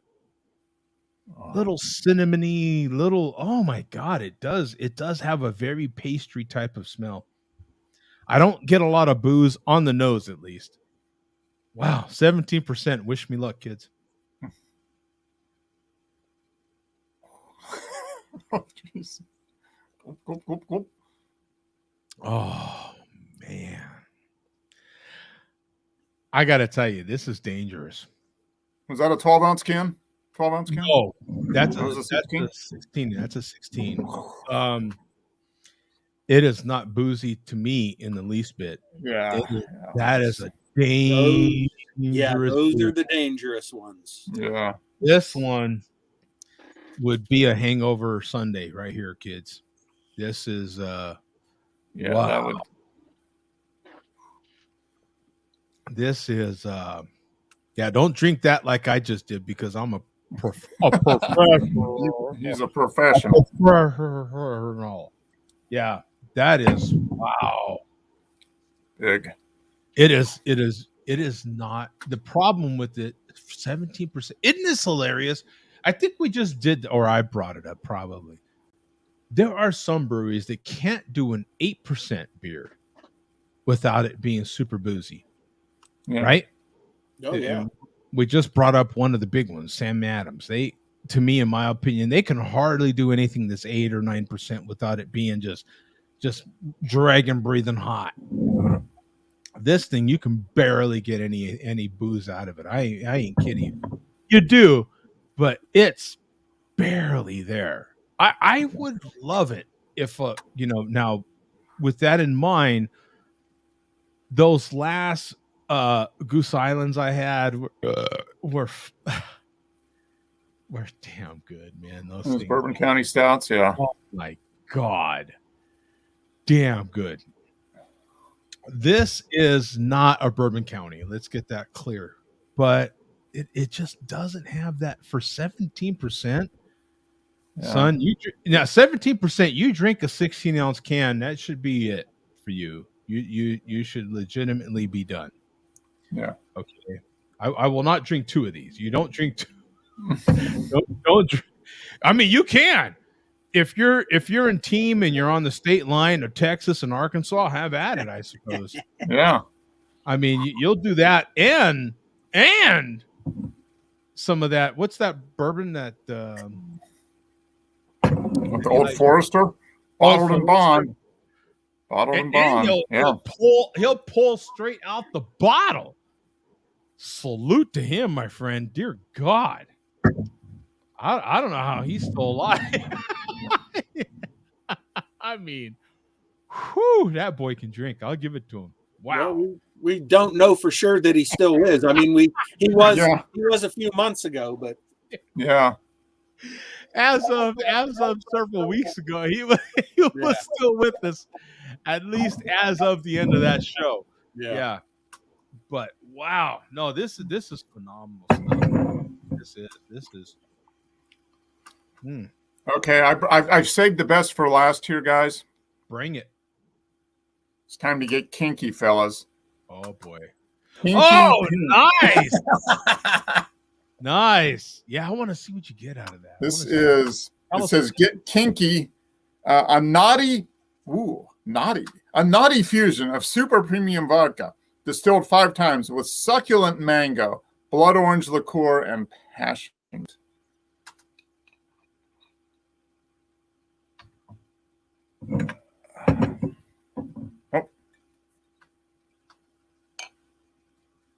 So I don't expect it's going to look any different in your glass than it does in the bottle. So yeah, actually it's just slightly because the bottle is frosted. So yeah, the bottle is frosted. You do get a better look at it. It's a little more.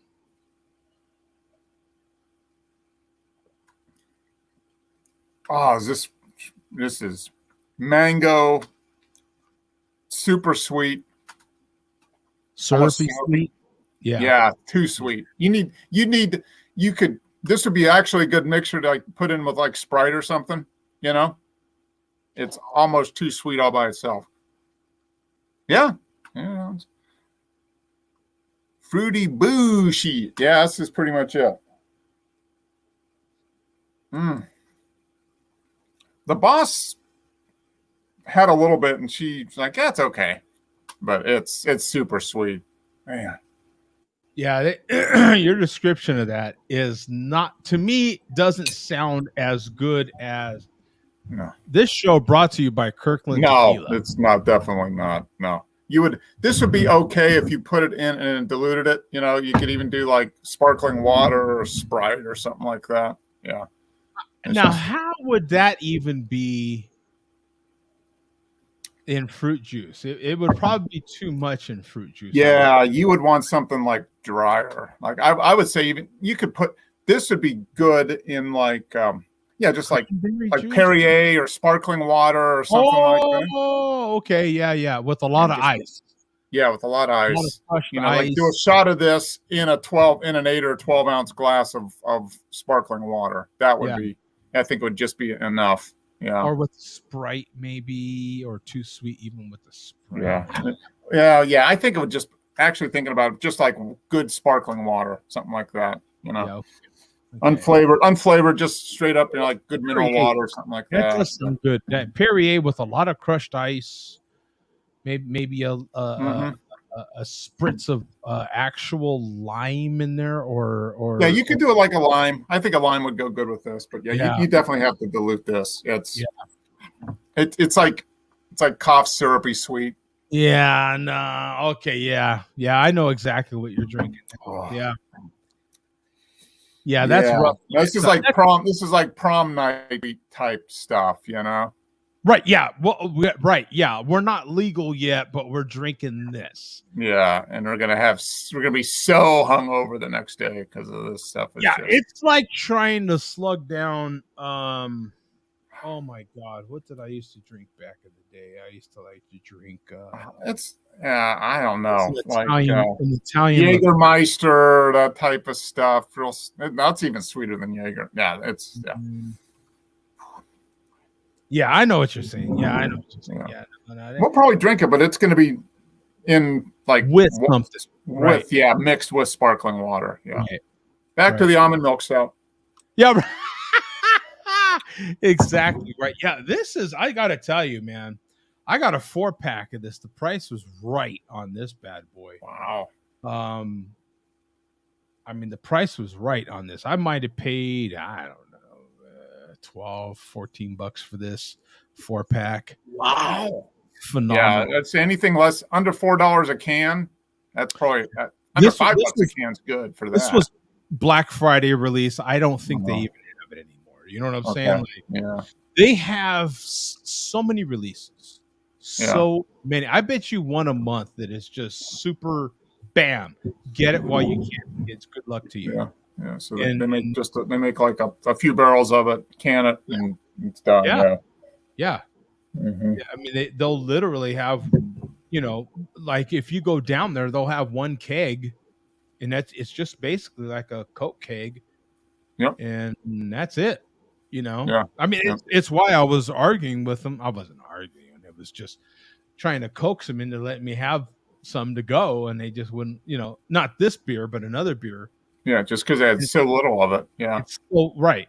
And the manager's just letting me know, hey, look, man, if I let you guys, I gotta let everybody in. Yeah. It's a small batch that, if I let people take it home, we wouldn't have any. Like, Yeah. So, Yeah. This brewery, the problem with brewer, and we're running into it with a lot of stuff. If you're into cigars, you're running into it with cigars. If you're into records, you're damn sure running into it with records. If you're into records, vinyl records, it's for sure happening in that industry. If you're into beer, same thing. They're affordable luxuries, right? You can definitely attain them if you want them. So, hey, if that 4-pack is $25 and you have a reputation for putting out stuff that is phenomenal stuff, and I can trust you, that's the main thing. I have trust in this particular brewery. When they put something out and they say that it's this and that and the other, you're gonna buy it. Yeah. I'm going to buy it, hands down, and they know it. They've got their loyal Patreons, if you will, that will buy anything you put out, and every once in a while you have one that is not a miss, but is not like great. It may be good, but good's just enough for you to still buy the next thing they have, because that one might be. Oh, right. No, it's fun. It's fun. It's funny. We went to Anderby Brewing, that local brewery that did that Chunkzilla. That's like their Imperial milk stout. That's their chassis beer, and they do all kinds of variations. Well, we went in this week to get a few cans to give to some friends for the holidays, and they had a peppermint Chunkzilla. So a special like Christmas edition. Ooh. And they had just literally done it over, put it in cans over the weekend. And the guy's like, Mark, you gotta let this warm up because it's so. He gave me a little taste, tap, and it was still kind of cold, and it was just overwhelming peppermint, way too much. He says you got to let it warm up because then all the other stuff mixes. He says, but if you just drink it like right out of the, put it in the fridge, all you're going to get is peppermint. You're not going to taste anything else, and it's going to be overpowering. I'm like, okay, I'm trusting you on this. He says, let it warm up, and it's be good. But yeah, it was like I just saw it and we're like, oh, peppermint. Okay, yeah, we'll take a 4-pack of that. $20 later. Right. But it'll be good. It'll probably be very good. You build a relationship, right? Bum, you have a tap house you like to go to. You build a relationship with these people, and it's phenomenal. I don't have that in my area. But I have in the past. Yeah, when I was still in Albuquerque, I had that. And it's you go in there, and that was in my beer review days, so some people still knew me by my face and so forth. And so they'd see me walk in and literally hand me beer. It was freaking phenomenal. But you build relationships with these people, and it's the reason I'm sampling gummy beers with everything right now. If you remember back in the Randall Jr. days, you would Randall stuff with gummies, right? Well, maybe you didn't, but I would often. I remember you guys talking about it all the time. Yeah. Yeah. I would often let's grab strawberries. Hey, do you have this? Do you have that? Let's put some gummies in there. And it was gummies often won, because gummies are different flavors and this and that. So it was easy to swap them out, and a lot of fun. In other words, just fun mingling with flavors. I love doing that, flavors and textures, and it's just a lot of fun. But you build a relationship with a particular brewery or a tap house, it's great. They come out with all these different new beers and styles and flavors of whatever, and even if you don't necessarily care for it, you can appreciate the craftsmanship that went into it. You can still. There's some beers that I've bought and paid a premium for that I'm like, well, but I can still appreciate it for the style. I'm like, you know what? It's actually good. It's just not my thing. Yeah, that's the thing. Yeah. You know it's well made. It's just not what you particularly may like a lot. Yeah. Right. Yeah. So so it is. What's come out of there recently? I know you're very fortunate, Mark, to have that brewery down the street. Basically, what's come out of there that just stands out? Like maybe they don't have it anymore. Maybe they do. Something that just stands out. Bam! Right off the bat, you're like, oh man. Well, I think that they do a lot of varieties of that Chunkzilla, which is kind of like like their chassis. They have a peanut butter chocolate barrel aged Imperial version of that. Excellent stuff. Yeah, I mean that's really good, and they do a good job with some of their sours. They're doing a good job with some of their sours. Are their sours actually sour, or are they fruitier? They're not super sour. They're more fruity. They've been doing a lot of stuff like cobbler kind of flavors. They have a cherry cobbler sour that tastes just like cherry cobbler. So it's officially a sour, but it's like a pastry sour because it's got all that, and it's only like 5%, but it's made with fresh cherries, and it's just so good. Yeah. I mean, now this is funny because I'm just now reading the label. Now this is we're 2 hours into the show. I'm just now reading the label where it says drink it cold. Now, typically beers this big, you want them to warm up. You want them to get room temperature. I say put it to your cheek. If it's cool to your cheek, but warm, but decent to your hand, but cool to your cheek, then it's just right. Yeah. They're saying drink cold. Now, drink cold to me doesn't mean 30 effing degrees. Yeah, that's what's cold, Drink cold still means 50. Well, there in Phoenix, cold's probably anything under 70. Well, 50 is 20 degrees below.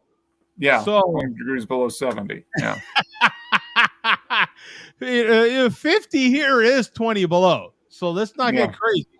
But to me, that still is 50. You know what I'm saying? Like 50 degrees, anywhere in 50 to 55 would still be chilled enough to where you're like, now we're professional here as kids. You know what I'm saying? Me and Mark and Bum, we're professionals. We kind of, whatever you say, Joe. We've got a sense of this stuff. I was almost not professional enough to make the show tonight. I made it, but I almost didn't. Yeah, it's like, in other words, I don't need to get a temperature gun out here to kind of like, okay, let me see. I'm not that guy. I'm not like constantly putting a thermometer in here or anything. Yeah. I'm not doing that. I just kind of eyeball it or kind of feel it by the glass or kind of, okay, it's been out this long. It should be roughly this temperature sort of thing. Oh, good. I was hoping Craig would jump in here. How's it going, brother? Hey, Craig. What's up, Craig? Yeah. All good. Cheers for having me. Yeah, are you good and pissed by now, or how? No, only 2 beers in. I didn't start till late, 11:30. I was going to say it's almost 2 there. Is it 1 o'clock in the morning there now? Yeah. 10 past 2. You only got 1 more hour till the pubs close, or they stay open all night there, I'm sure. I don't know. I don't go out this time of night, to be honest. Well, they Yeah. close for an hour or two to clean up a little bit. You know. Yeah. Yeah, I expect so. That's for the young'uns. It's not for me. Right. So what are we having now, my friend? What's going on? I finished a big bottle earlier, a 750ml bottle. It was a really nice that earlier from Burning Sky, Saison Grand Depeche. Depeche. Ooh, okay. Peach sour, peach saison. Ooh, Saison, yeah. So it had so it's got yellow and white peaches that were aged for 3 months. So yeah, they've done it. This is their second batch they've done. I've had it before a few times on bottle shares and stuff like that. Pretty true to style, or no? Was it? Yeah, the peaches are. I mean, it was bottled in April, but the peaches, that kind of vibrant peach flavour has fallen off a little bit, which it does with some of these fruits. So nearly drinking, and I fancied a good beer, but it's still pretty good. Like a mixer. Did you drink it pretty chilled? Was it pretty chilled when you drank it, or? It was straight out the fridge, and then it got better slowly as it warmed up. Then flavours come through a bit more, a bit like a stout, really, if you know what I mean. Yep. But I just needed it in the fridge, obviously, for the style. And how was the hat to style pairing? Was that? Did you match the hat to the beer pairing? Is that sweet? Is that cough syrup sweet? Not really, no. No. Okay. I think a saison. You would what kind of would that be more like a farmer's hat for a saison? Yeah, right. You've got like a Guinness. You've got like a blanket, like a Guinness hat on, maybe. I don't know. Yeah, it's like a blanket hat, I guess. I don't know. Yeah, just kind of an all over around, right? Yeah, I got you. Yeah.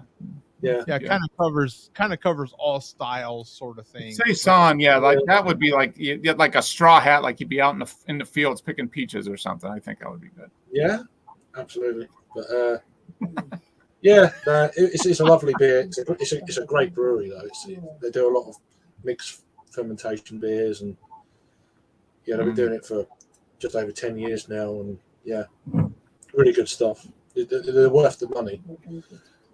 So. What kind of cash are we talking? Was it pretty serious cash, or about £14 for a 750ml bottle? Okay, so, that's some decent. Okay, it's like $20 for us, isn't it?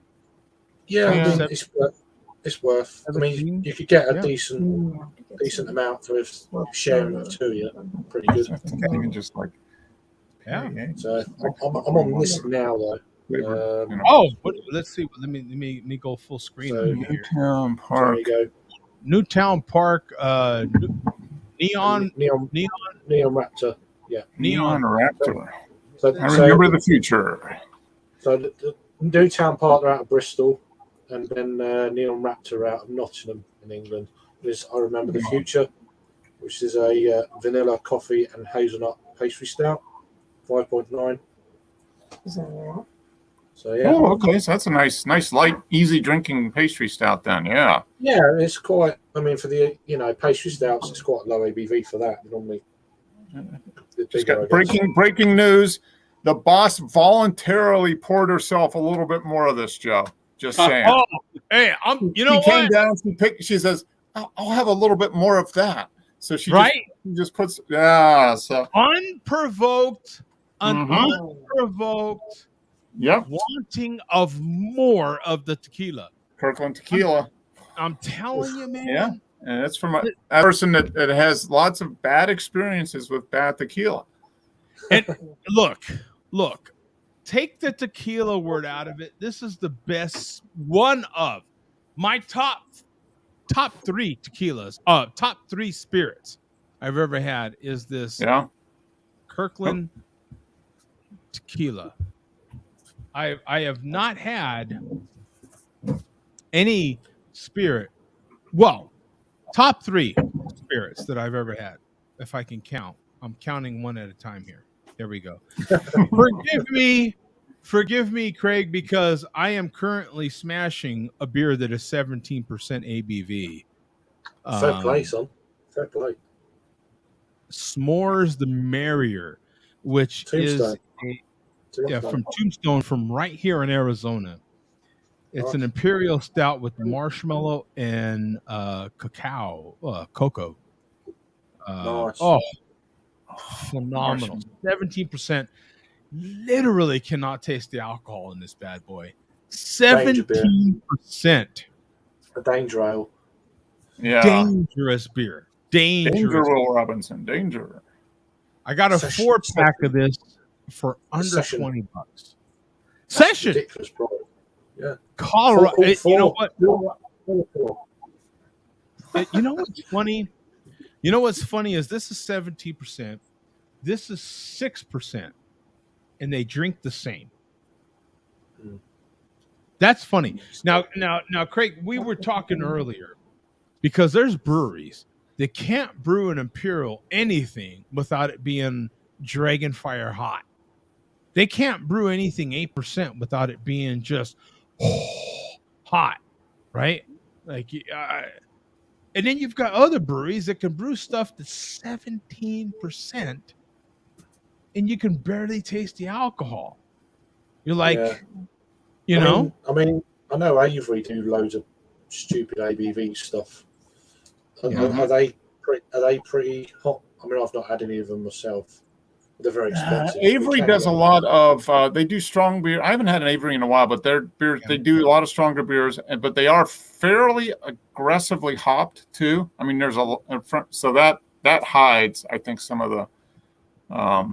Avery's a hoppy brewery, though, aren't they? They're like they tend to do a hoppier, But Tombstone is a very local small batch brewery. They when they do an Imperial IPA, they do that very well. An Imperial hazy IPA, they can do it just as good as any East Coast brewery. But when they do these big, thick stouts as well, they do those damn good as well. But they do small batches. You better go down there and get them while they have them. This was one of them. This was a Black Friday release. This was one of those small batch. We've got actually one of the talking about big stouts and stuff. We got one of the Bourbon County variants coming to the UK. Oh, do you? Which one? The cola one. Oh, the cola. Yeah. Oh, we should do that together. I have one. I don't know how much it's going to be first, so it's like, how much is that going to cost? You know, the OG version over here is normally about £20 a pop, which is you expect that. Oof. Yeah, it's imported as well, so Then when they vary in price in the States, and they've like $14 to $19. Something like they that. vary widely. I got all of them this year. I was lucky to get all the variants. Wow. Even his bank account wasn't so lucky that he got all the variants. He was lucky that he got the variants. Don't ask me how much I spent on the Black Friday releases. Don't ask me. How many were there this year? How many variants were, or how many different ones were there? I got 6 or 7. I think there was there 6 variants? I don't know. I got 6 or 7. Whatever it was, I got them, and I got a couple I got a couple bottles of a couple of releases. The ones that I had on air last week, was it last week, Mark? Mm-hmm. I had the cherrywood. That's for sure. Oh my God, that'll change your religion. I mean, it was. You know what? Honestly, you know what? Okay, I love this beer. You know what? Okay, I'm exaggerating, of course. I'm embellishing, but I like the concept. I get it though. I get the concept. you get it, right? I mean, look, there are some breweries that just not only do they do it, but they know how to do it, and they do it to a particular level where you're like, okay, I get it, man. I'm going to spend this hard-earned cash. I'm going to save my money because you're literally releasing this on a particular day every year. And I'm going to do it. I'm going to stand in freaking line. I'm going to inconvenience myself. I'm going to save my money. And there are people that do this every year. I happen to do it this year. And it was worth it, man. It was at least the one that I've seen. I bought all of them, all the variants they had this year. Bum, do you know how many variants that Goose Island had this year of Bourbon County? No, I mean, you named them, but I can't remember how many. I believe there were 6 or 7. Whatever the number was, I bought most of them. I think there was one that you had to be in Chicago to get. All the ones that you didn't have to be in Chicago to get, I think I got. Yeah. I'm pretty sure I got. Yeah, I think they had one that was just you had to go to the brewery essentially, or to a couple liquor stores in the area. Yeah, in the immediate area, I think. Yeah, I could probably go and get that, but I can't get Hot Butcher for the World. So I'm just saying. I can actually go to my fridge right now and pull out some Hot Butcher. If you want, hot bitch, hot bitch. You get a hot bitch in the cupboard. I'll take some of that. I've got her in there right now. But that's a paid site of the website there. Oof, good. Okay, that's behind the paywall. Yeah, this more of the merrier is kicking in. Hit the button down there. Join our perks program, and you get the subscriber perks. You get the hot. Yeah, exactly. You get the hot bitch. That is what you get with the Patreon subscription. Yeah. Right? Support on Patreon button and subscribe to the channel. You get the link to go to the Patreon part of the show, and that's when you get to see Loretta in action. That's what I'm talking about. Loretta. What do you got for us, Bum? Because it looks like vinyl. I'm all about. Yeah, I figured this would appeal to everybody because I dug this out in honor of the beer that Craig is drinking, and it's vinyl, so it's the appeal is universal to everybody here. Nectar, remember the future. Oh my gosh, Bum! In honor, you're of Craig's amazing. You're truly amazing, Mark. What do you think I've been saying? That we need to have a vinyl show. Now, out of all the guys that was like, you know what? I really don't have anything to say about vinyl. I don't know what. So Craig pulls up a beer, Nectar, remember the future. And Bum disappears for 5 minutes, comes back and goes, hey, look. Okay, here's the album Here's the album that the beer came from. We've got a couple of people on here that collect the vinyl. Okay, 2. The guy that says that he doesn't disappears for a little bit, comes back and is like, "Yo, this is where that beer came from." Is that electronic? Is that the electronic? It's progressive rock. Progressive rock. Okay. Yeah, they were German. That's it. We're gonna make a vinyl show.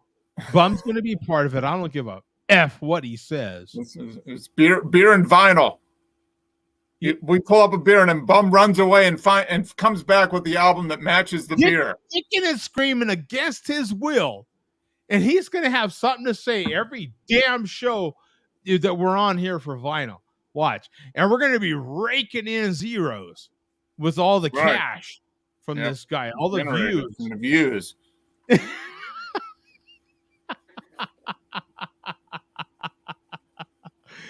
Damn, what do you got to say about that record there, Bum? Oh, I mean, God almighty. Yeah.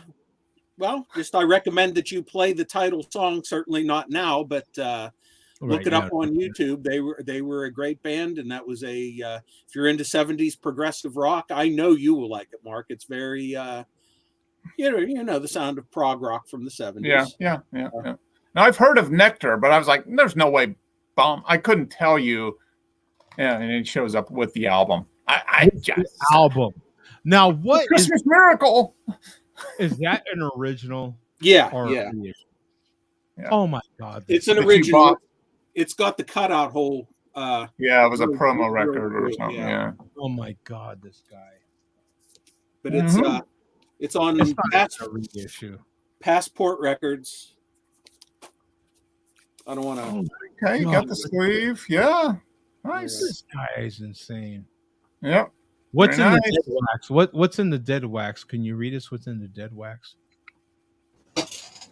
I probably won't be Master able to Guy. read it. There's nothing. Well, let's see. Yeah, that's really challenging to read most of the Yeah, time.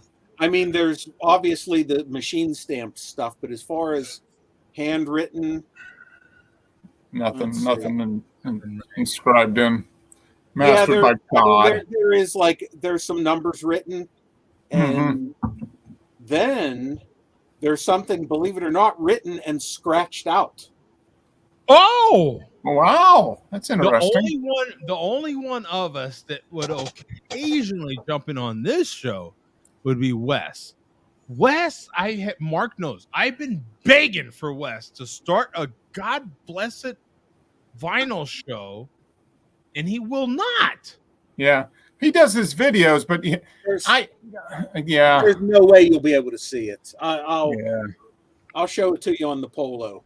Yeah. Between the two guys that should have something to do with vinyl, they don't. Oh, this drives me nuts. I like the back cover. The artwork on the back is nice, very colorful. Yeah, that's very The 70s. cover is sick. Yeah. The album, the album art, the album cover is sick. It really is. And what's the inside of the gatefold? Are you kidding me? Yeah, look at that. We're on the inside. Band. Oh, I like the hat. That's beautiful. Oh, look at that. I like the hat. Yeah. Yeah.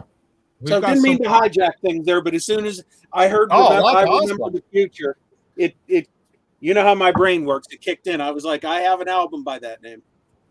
Oh my God. And then he goes and finds it. Yeah, I'm surprised you didn't go like this.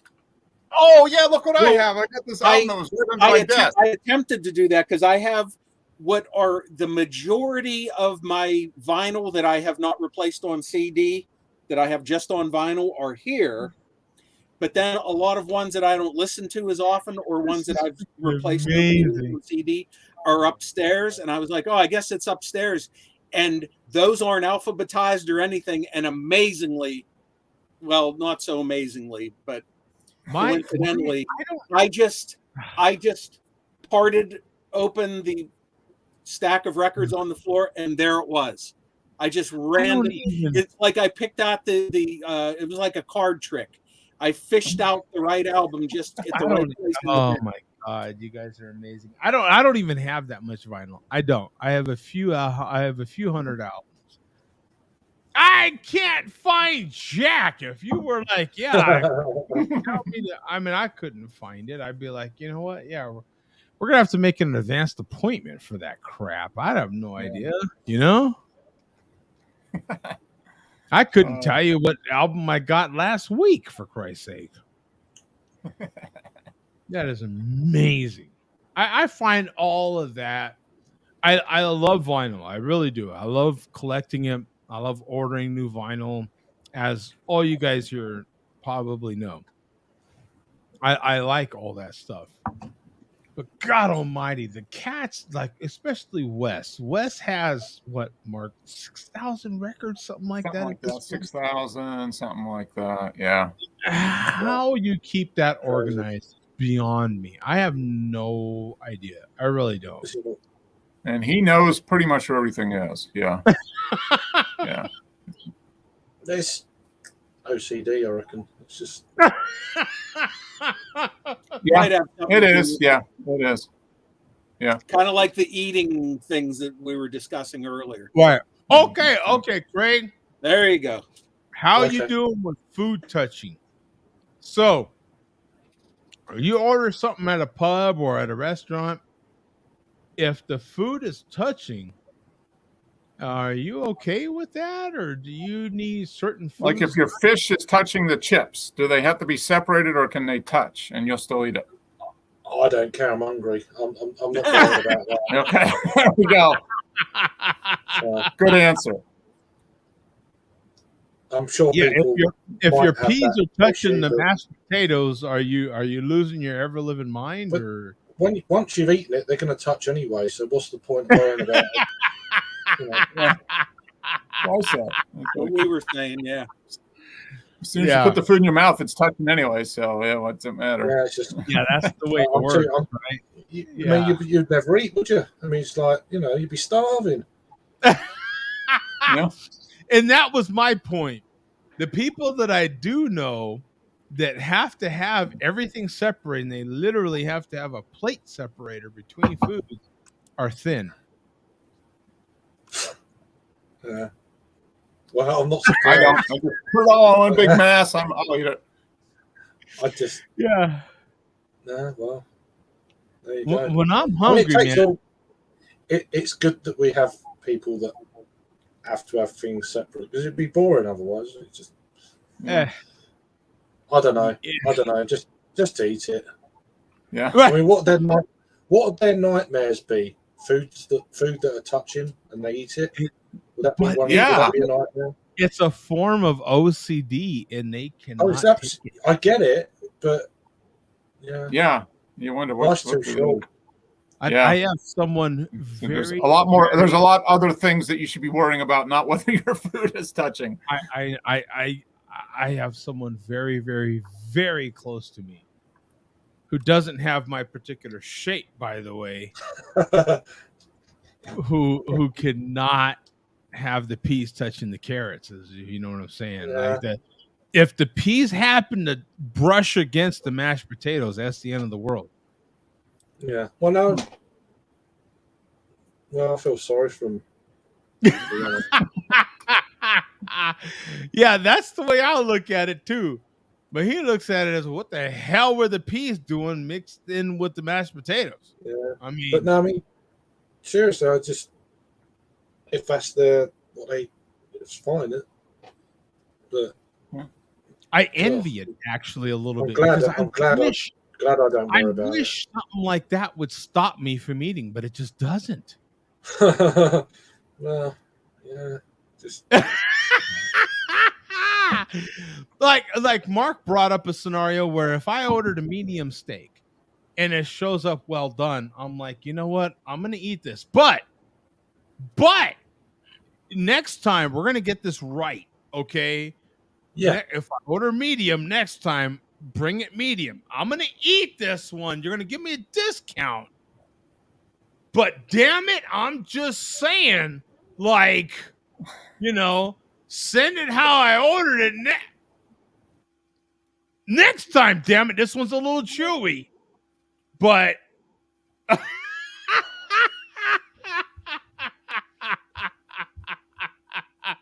I wish I could do that. I actually envy people like that because I'm like, God, how can you do that? Like, I look at them and I'm like,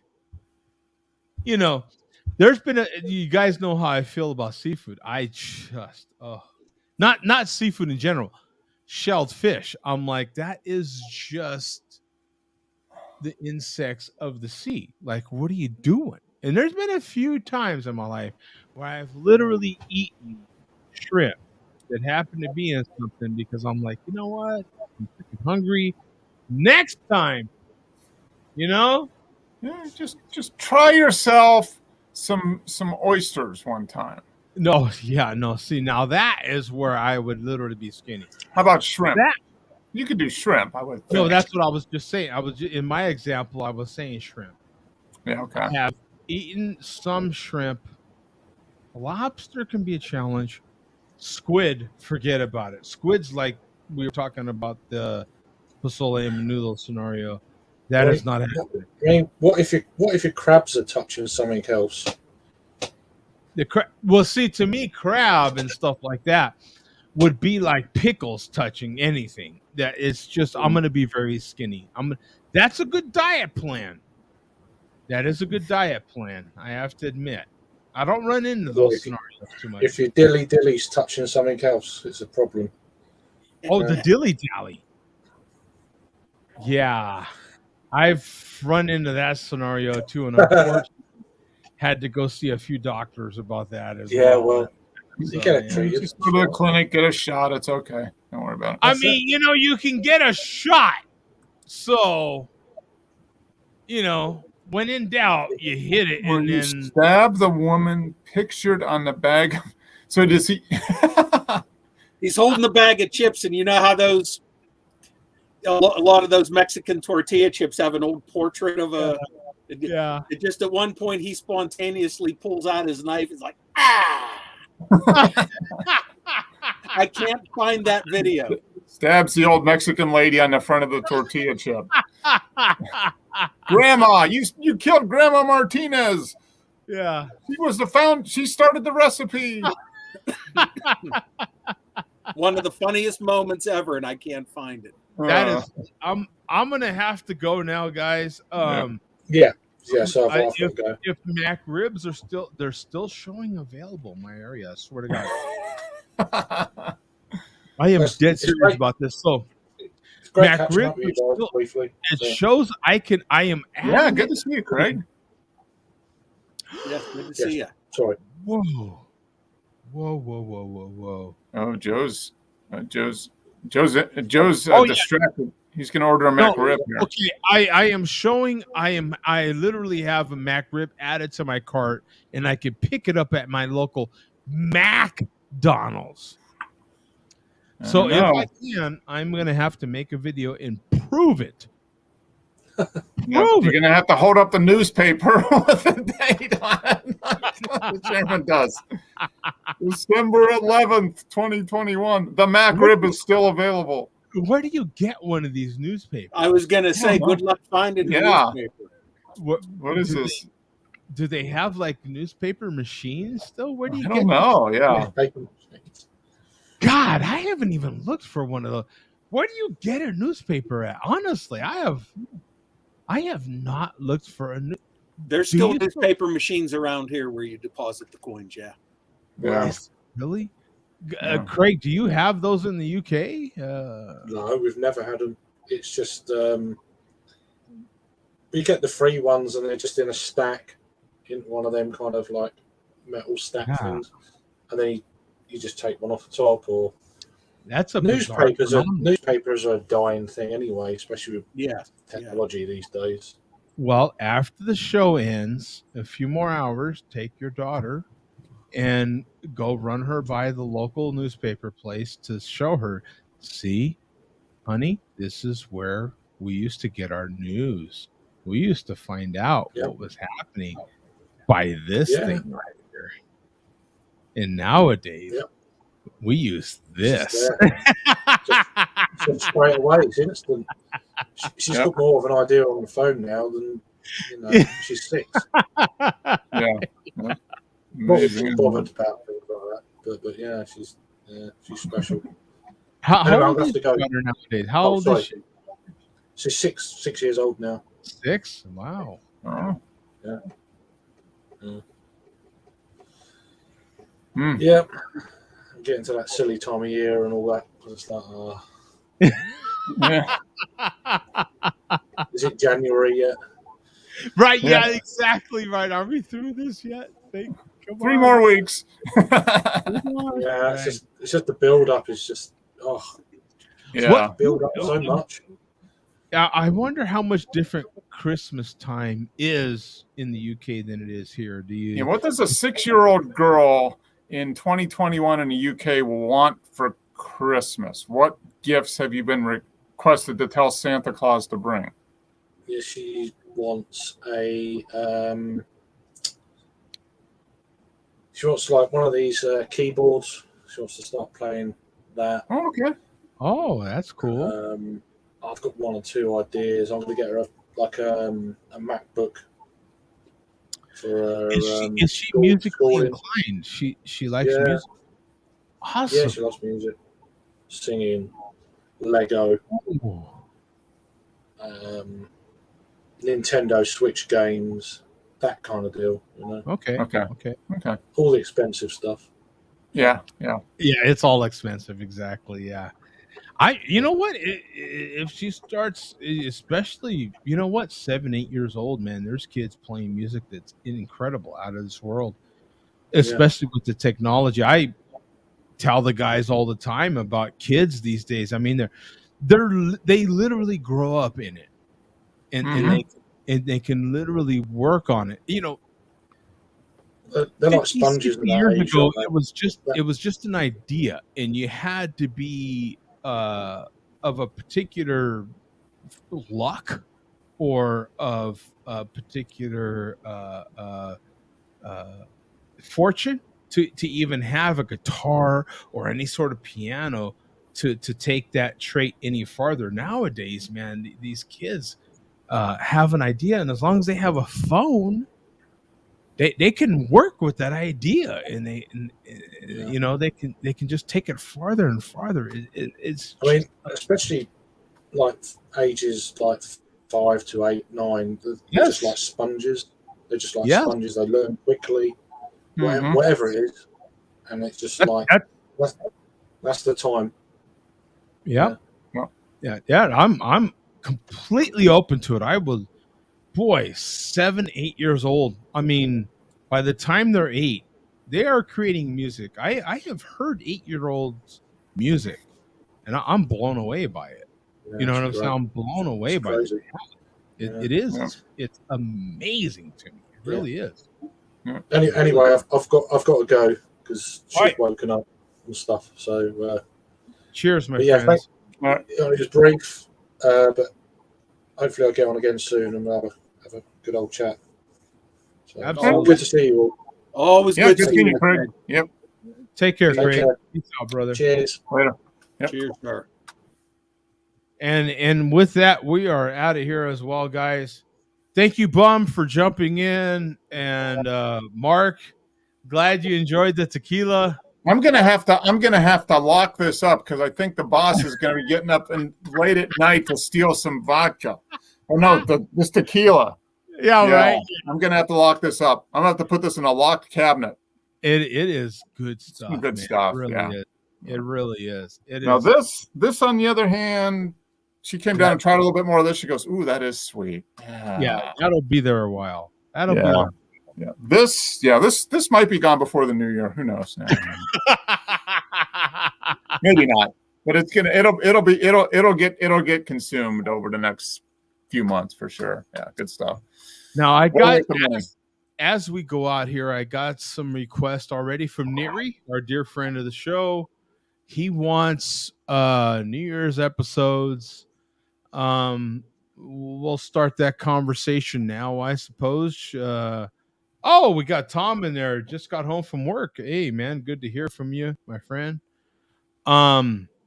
We'll start that idea flow going. Should we have New Year's episodes or not? Is that a Saturday night?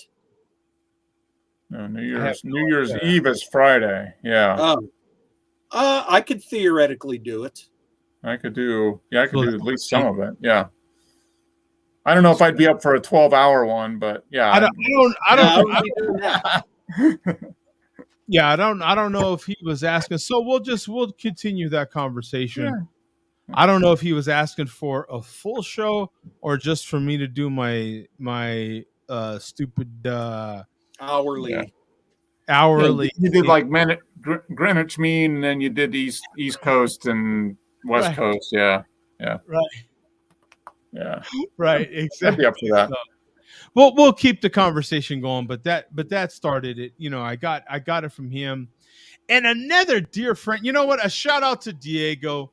I never mentioned Diego on here, but you know what? He is a long time fan of the show. And right here at the end, I'm going to mention him.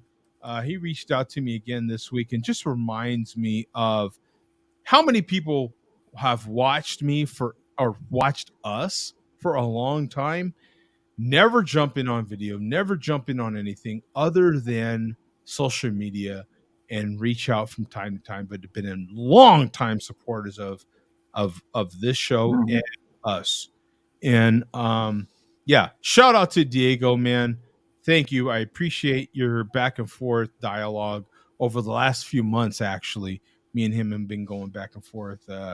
He's been doing some great stuff with cooking and different things like that as well.